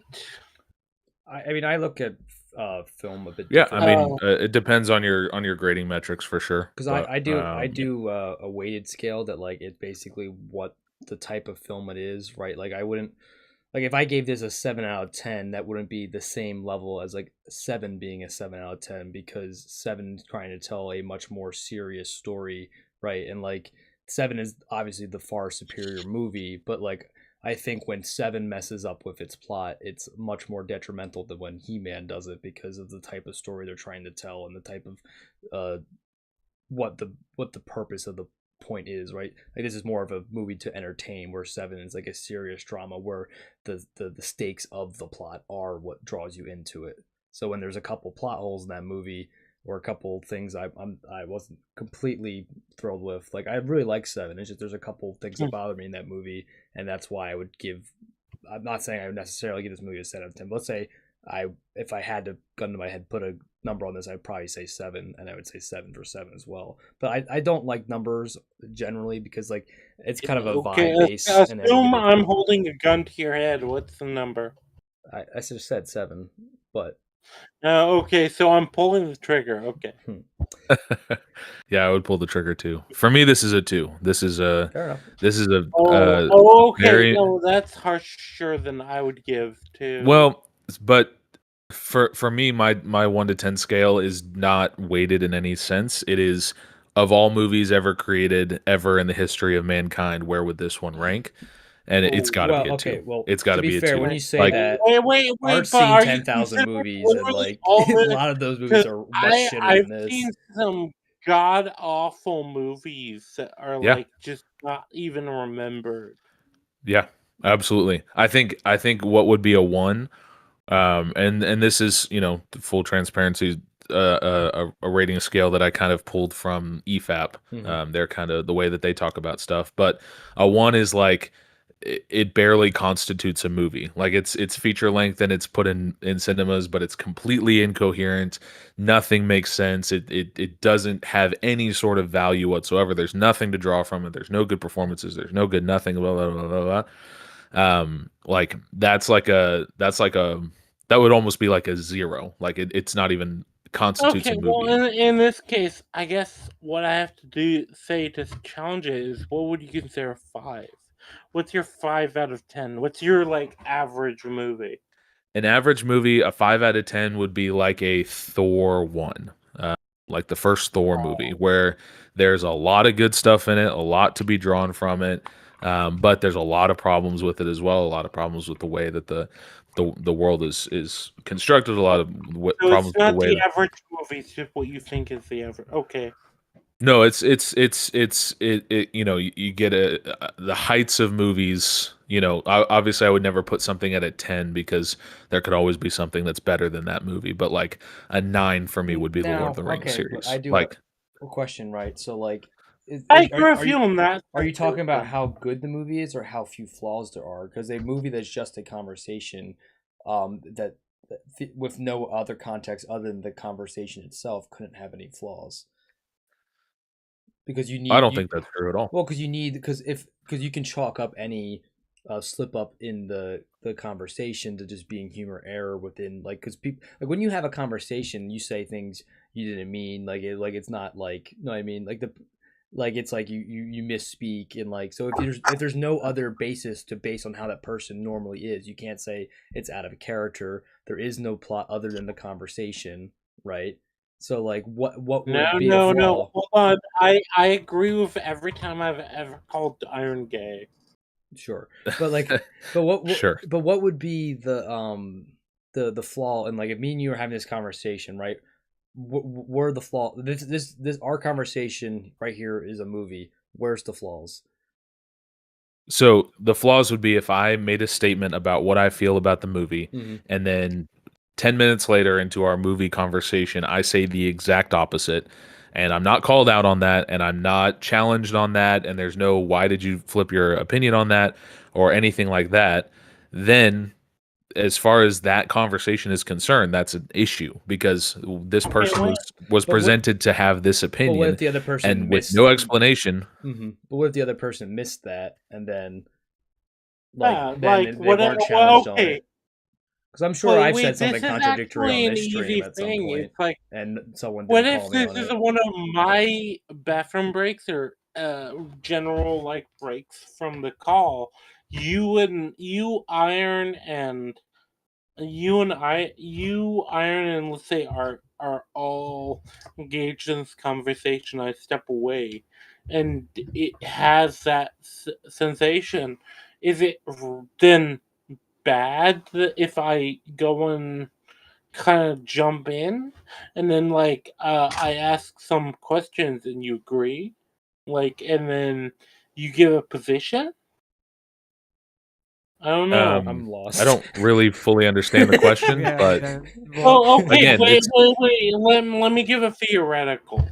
sure. Like, let's just say that Iron and Art are talking about a movie and how, like, oh, it's shocking that for whatever reason this movie has this movie in this scene, the the water is a third filled, and then you jump in and you're like, no, it's like 2/3 filled. Like jump in without any context. Yeah, well, this is like the fake context, Right, right, right. and then like I jump in at. Hold on, I actually fucking lost my point of. I mean, again, it's so the biggest thing with stories and writing is internal consistency. Yeah. Is everything inside? Is everyone being consistent with who they've been portrayed to be? And if they're not, why? And so Yeah, if Iron and I are talking and we're having an argument about what makes cotton candy good, whether it's the sweetness or the consistency, and he's adamant that it's the consistency, and then you jump in, 10 minutes later and you go, Iron, what's your favorite thing about cotton candy? And he goes, oh, it's the sweetness. Mm-hmm. I, if me, who was having the conversation with him before, didn't call him out on that, that would be an issue with me. Like okay, with my wait. character. Well, what if I went? What if? Okay, here's a good theoretical. Mm-hmm. So Sure. what if I went with? Okay, yeah, I agree that the consistency is a thing. Uh, but and this actually ties into consistency if we're talking about it. Like, let's say, like, we're talking about what type of candy we're doing, what type of, like, our recording software, and then, like, oh, okay, maybe, like, in general, like, the let's say this recording software and it's like okay the general idea of it's like also like a thing that's kind of contentious and maybe actually like I'm trying to think of a good way to put this. Yeah, again, characters can have disagreements, they can have arguments, characters can lie, like they can say something different than what they said before. Like Exactly. like they can You're misrepresent themselves. right. But if there was someone who heard both sides of that and they don't challenge them on it, then that's you gotta have somebody challenge them on that. Or if they don't challenge them on that, you gotta understand why they don't challenge them on that. Like, do they suspect something? Are they playing along? Why are they playing along?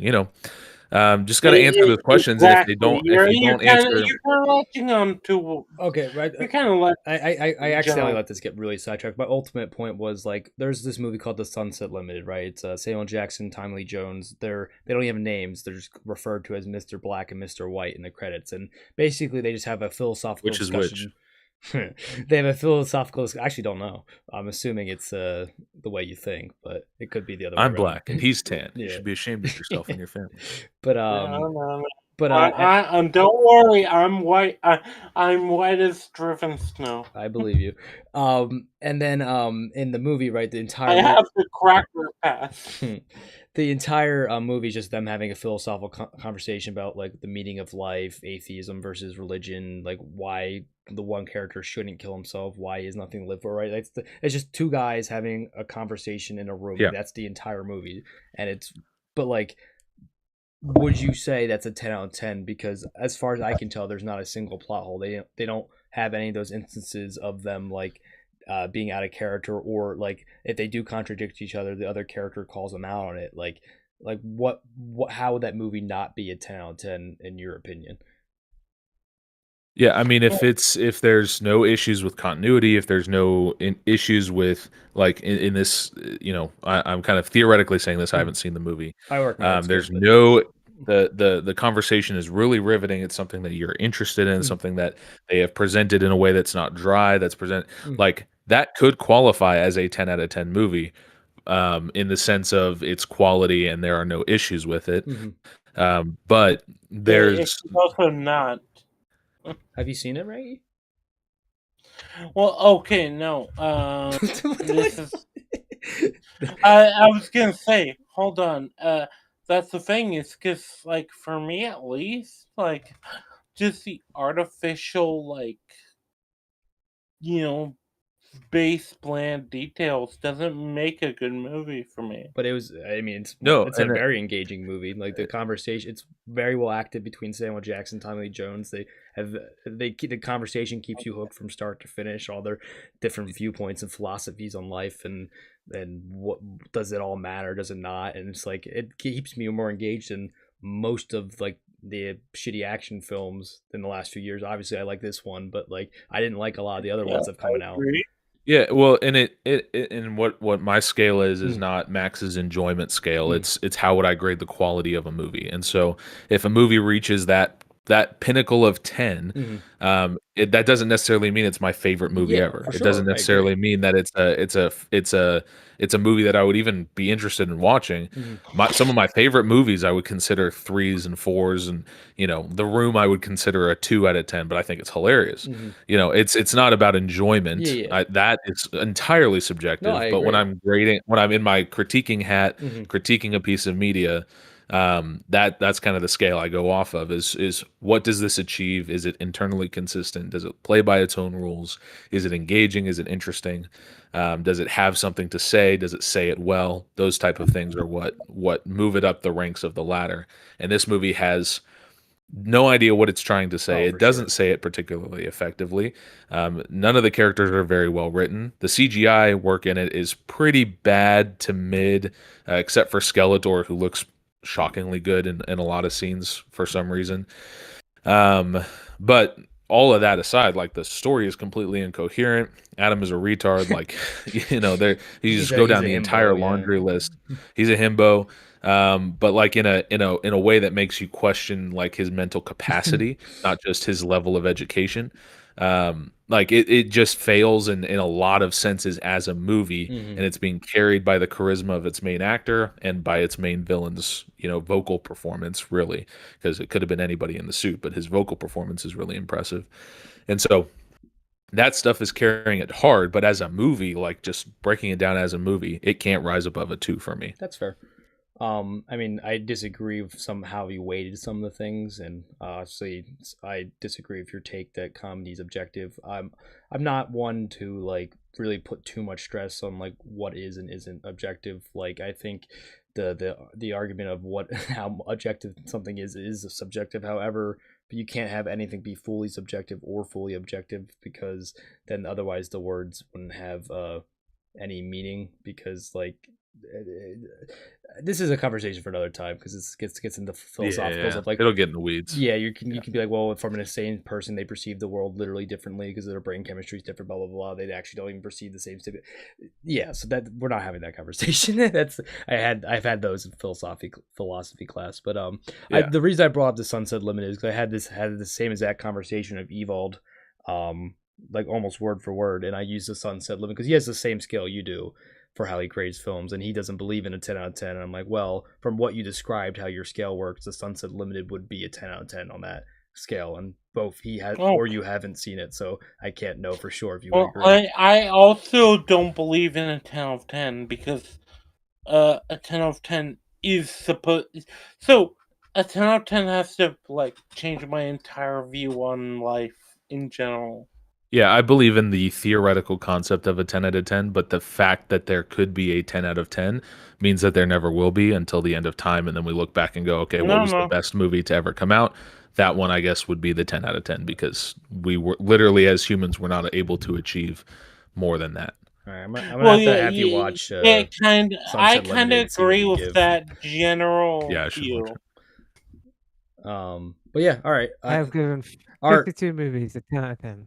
interesting, nice. Well, also, all right. How many movies have you seen? Something ridiculous. Oh wait, I'll give you the exact number. At least 10. 4,863. My Yeah, man. so at least 10. At least 10. So, Art, what would you give this? Because I said I would give this a 3. 7 out of 10. 3? I had a feeling you would say that. Oh, okay. So I feel like it's within what I would call the 4 to 6 scale, which is where most movies generally fall. There's a lot of things I liked about the movie, and I still like about the movie. There's a lot of things I really dislike about the movie and dislike about the movie. Then maybe we can actually just get into aspects of the movie right now. Well, I think we've I kind of feel covered like most of it. I just want to do the characters and then Wait. the resolution. What? About 19 hours ago, Max was talking about how cringe some of the comedy was. I just wanted to bring up one that's extra actually thing. what I was getting. That's actually what I was leaning into. Because He-Man's kind of a goofy, clumsy moron. Mm-hmm. And then it was grating on me, and then they meet up with Duncan, and I was like, great, now we have 2 goofy, clumsy morons. Yes. Also, there I'll was be a right bit. back, by the way. I'm just going to use the bathroom. Okay. There was a bit as well where I don't know if they intended this as a joke, but he's like, Duncan says to the robot, I have an idea. How many missiles do you have left? And he gets up and he's holding her arm and aims it. And I'm like, she's a sentient robot. Why didn't you just tell her where to fire the missile? Yeah. Oh, and yeah, of course they only have 1 missile left at that point. yeah, Just of 1. course. Yeah, of course. All right, let's go. Yeah. Let's go over. I mean, go on. Sorry, I cut you off. I was just saying, like, there's a lot and simultaneously not a lot to be said about Duncan's character.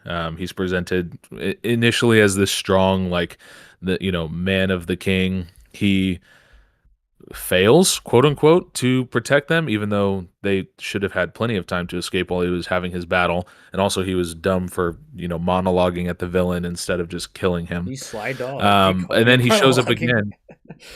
Yeah, he caught him monologuing, and then he shows up again, and he's a drunk, and you go, okay, well, I guess maybe he feels guilt for whatever, and then he tells Adam, like, I'm just pretending to be a drunk so that my daughter wants to still fight for me. Better a drunk that she thinks that she can save than a failure that she can't. I'm like, what are you talking about, dude? Like, you moron. And then he like his box of armor just so happened to be still on the ship and it survived the crash, and he finds it and dusts it off like it's freaking, I don't even have an analogy. I was trying to go into one, seeing if one would pop into my head at the moment, but then he puts it back on, and then it's like, all right, triumphant, he's back, and then, oh nope, he's got a flask. What are we doing with this character? This guy's such an idiot. I apologize. I didn't mean to derail, but the mad ramblings of a drunkard. We would never see that. yes, yeah.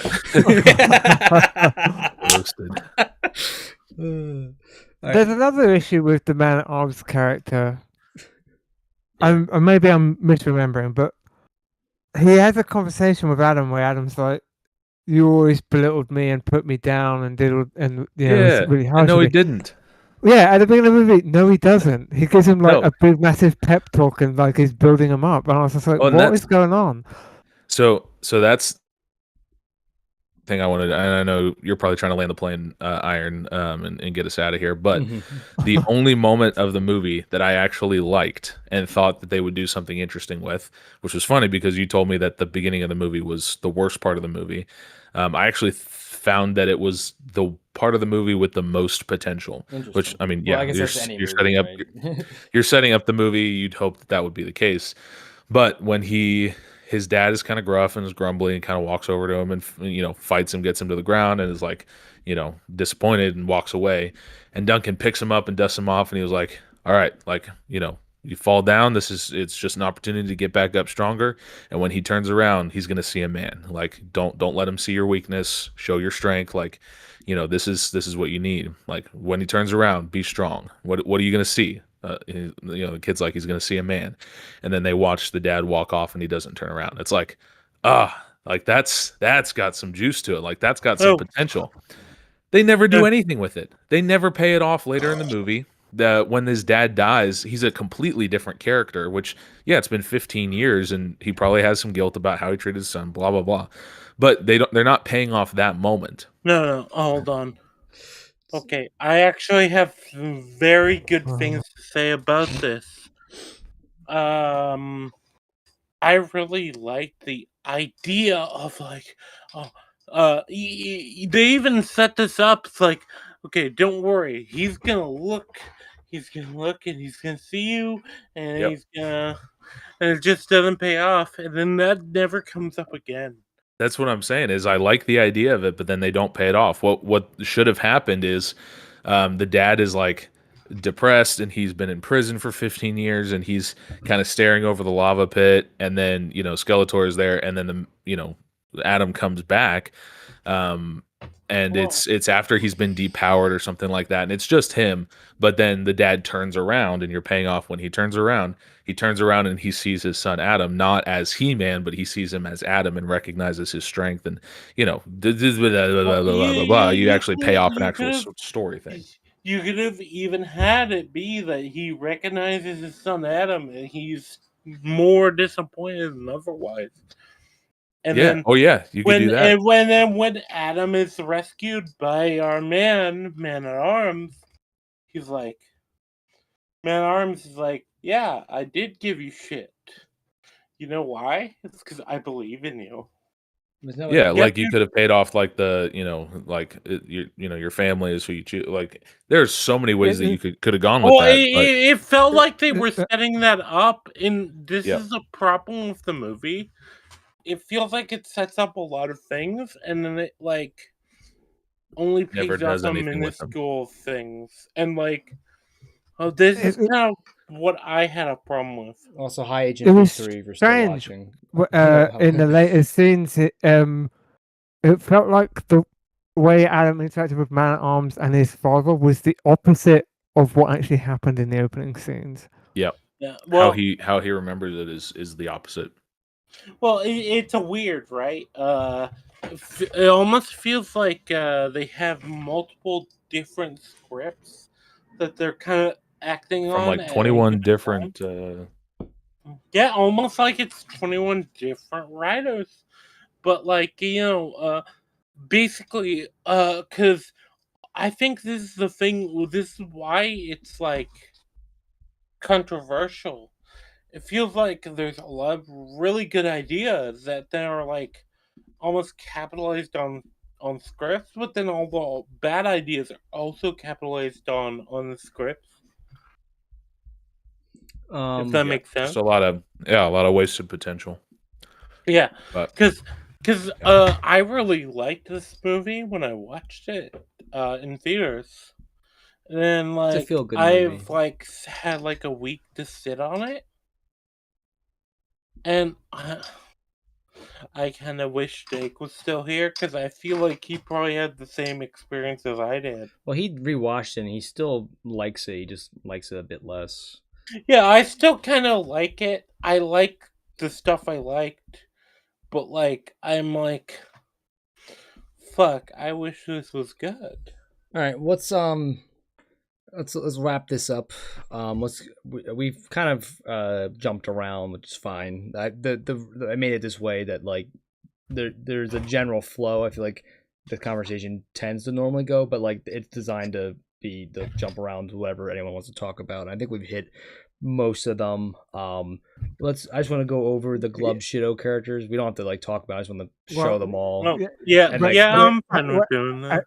Yeah. Because I also want to point out it is almost 4 a.m. where I am. Yeah, but you don't sleep. You do. I've been not up since say 8 o'clock in the morning. All right. Okay, yeah, and you would have been up till like 9 o'clock tomorrow. All right, so this is what we're gonna do. We're gonna talk about the costumes of all the characters, and then we're gonna talk about the end of the movie, and then we're gonna call it. Sound good? Bad. What? morning. The I costume. was answering the questions to both. Oh. Bad. All right.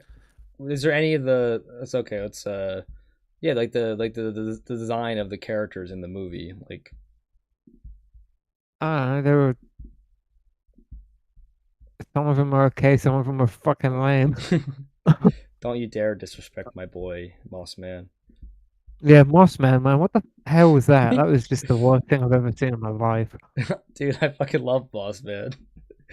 I would have given the movie a 4, but Okay, Moss Man was in the it. sorcerer's outfit was pretty shit. I can't lie.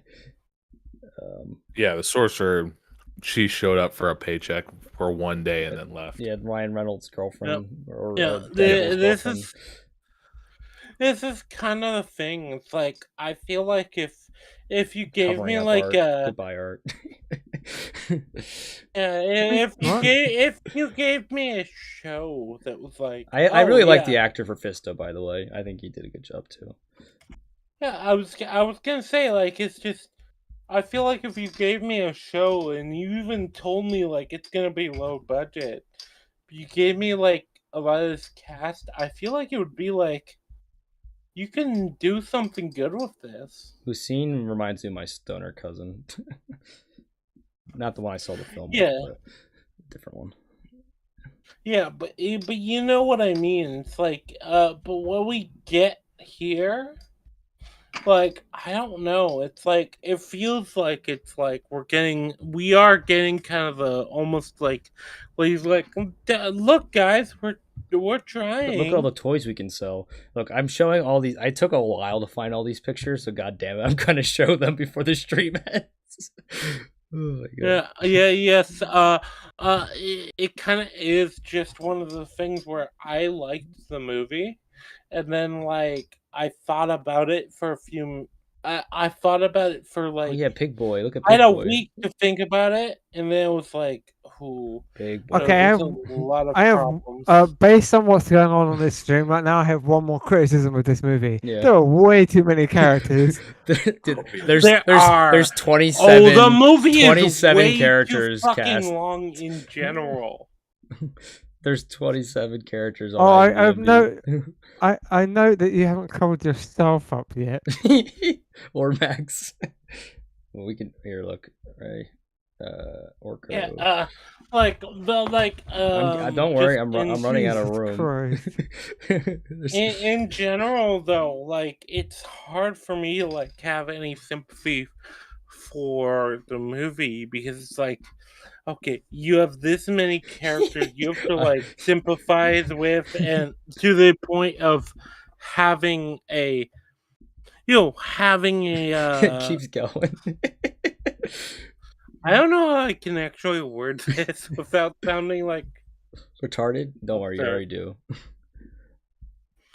well, okay, just in general, like I'm sorry, like if you are creating a movie or a thing and you can't be sympathetic, generally there is a degree of believability that's going to tie into that, and then like you have the sympathy via. What do you guys think of the Dolph Lundgren cameo? I was gonna say like fuck, what's the word? Just in general, like the I thought it was fun. the Dangle the keys. Dangle the keys. Yeah, what would we call like the first person like kind of The OG cameo of a character where it's like character? fuck no, I don't have the word for it. I'm sorry, I don't have the word for it. All right. Look, the point of this was there's too many fucking characters. I like it was basically just fan service for all of the people who watched the show and collected the toys because most of these characters got no character development. Like I was memeing how much I like Moss Man, but because it's a meme, like obviously you don't feel anything for Moss Man when he dies because that's the first time he gets introduced in the movie. Yes, exactly. And you kind of get the sensation I was trying to appeal to, but I don't have the words for it. That's okay. All right, well, let's just talk about the resolution because that's really the last thing we need to do. What did you guys think of the ending of the movie? I can guess that Max and Art didn't like it. I mean, I was pretty checked out at this point of the movie. I was like, well, okay, this is what's gonna happen. It's I mean, interesting yeah, too, because the resolution I liked, but then it's like I don't feel like they justified properly in retrospect the idea of the resolution. Yeah, I agree. I'm gonna be. Go. Yeah. Go ahead. No, we go. I think if Skeletor's evil for evil's sake, there's no use in trying to reason with him. He killed your dad. Actually, like technically, he killed, He-Man slaughtered killed a his bunch dad. of people. Well, yeah, but he was in that position because yeah, of I know what you mean. yeah. Actually, Actually, yeah. But at the end of the day, it was a dumb scene. You already knew it wasn't going to work.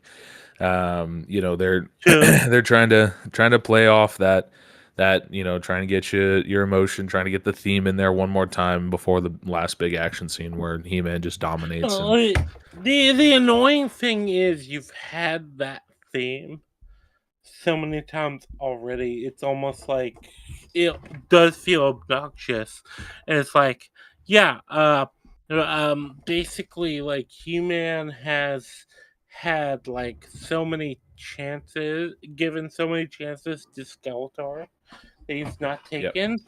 And so that's, I think, what's more annoying than anything else in the movie. It's like, it's not even as much as like, oh, you aren't taking the the advantage or the opportunity or whatever just prevented. It's kind of more than that, where it's like, oh yeah, this whole thing can be resolved from this thing, but Skeletor aligned character is not going to do the thing. And then you like learn the motivation of Skeletor aligned character, and it's like, yeah, there's still Skeletor aligned character in this, therefore they're not going to do the thing. All right. Yeah, I think we've totally kind of covered the extent of how much we're going to talk about He-Man tonight. Wait, Well, I have one more thing. You go. Shoot. I don't know if you know this, but in Highmark, when I'm watching a particularly bad movie, I do a thing called peak movie dialogue with art, where I point out a particularly stupid set of dialogue in a movie. At the very end of this movie, He-Man rides off, so he can turn into He-Man and go to solve a problem. And one character says, "Why does he do that when we all know he's He-Man?" And another character says, "Maybe we should just look the other way and play along with it." And then Idris Elba's character says, "Nah, man, let's just let him do his thing."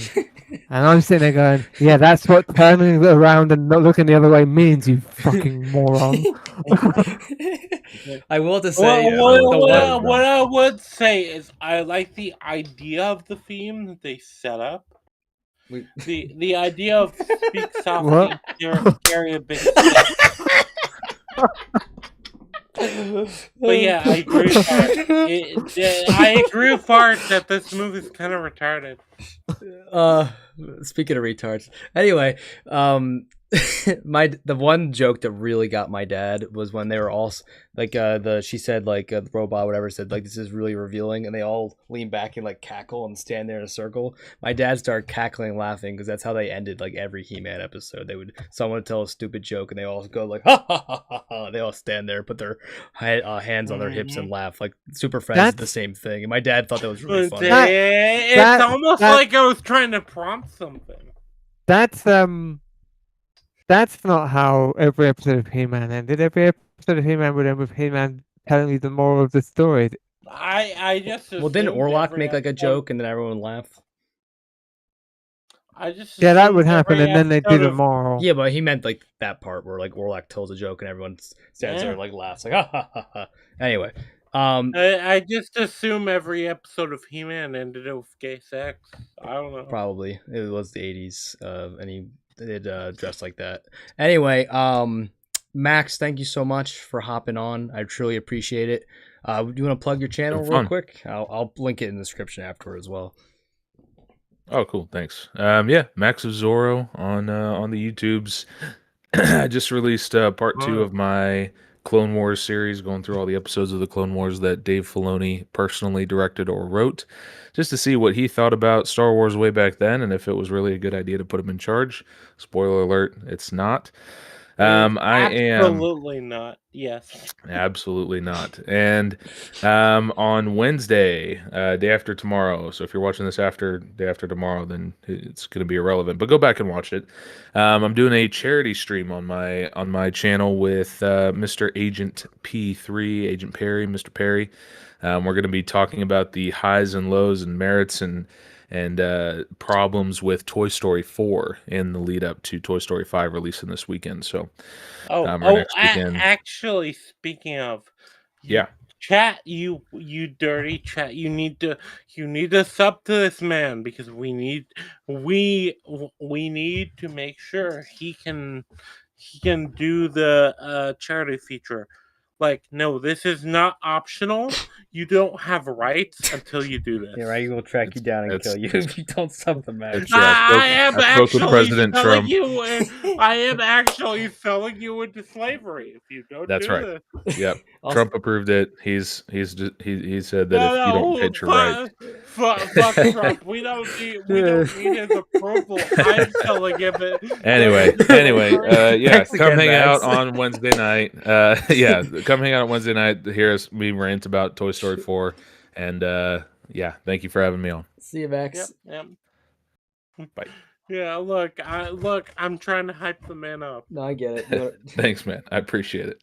All right. Bye-bye. Bye. Yeah, ignore them in regard. And then, Rangi, you want to plug your channel? I play video games for, I wouldn't even say money. I do it for free.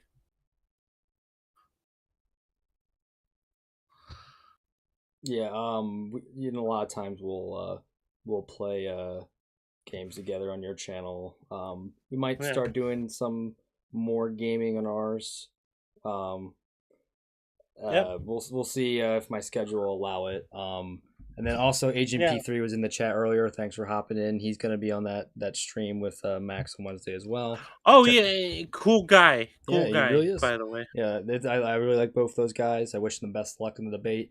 Spoiler alert, I don't like Toy Story 4, so I already have a bias going to that debate. But hey, maybe Agent P3 I haven't seen it. will change my mind on it. We'll see.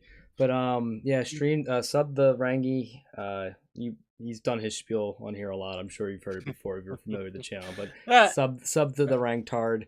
Art, would you like to shill anything? I know you don't have a channel, but I have nothing to shill. all right. Well, in that case.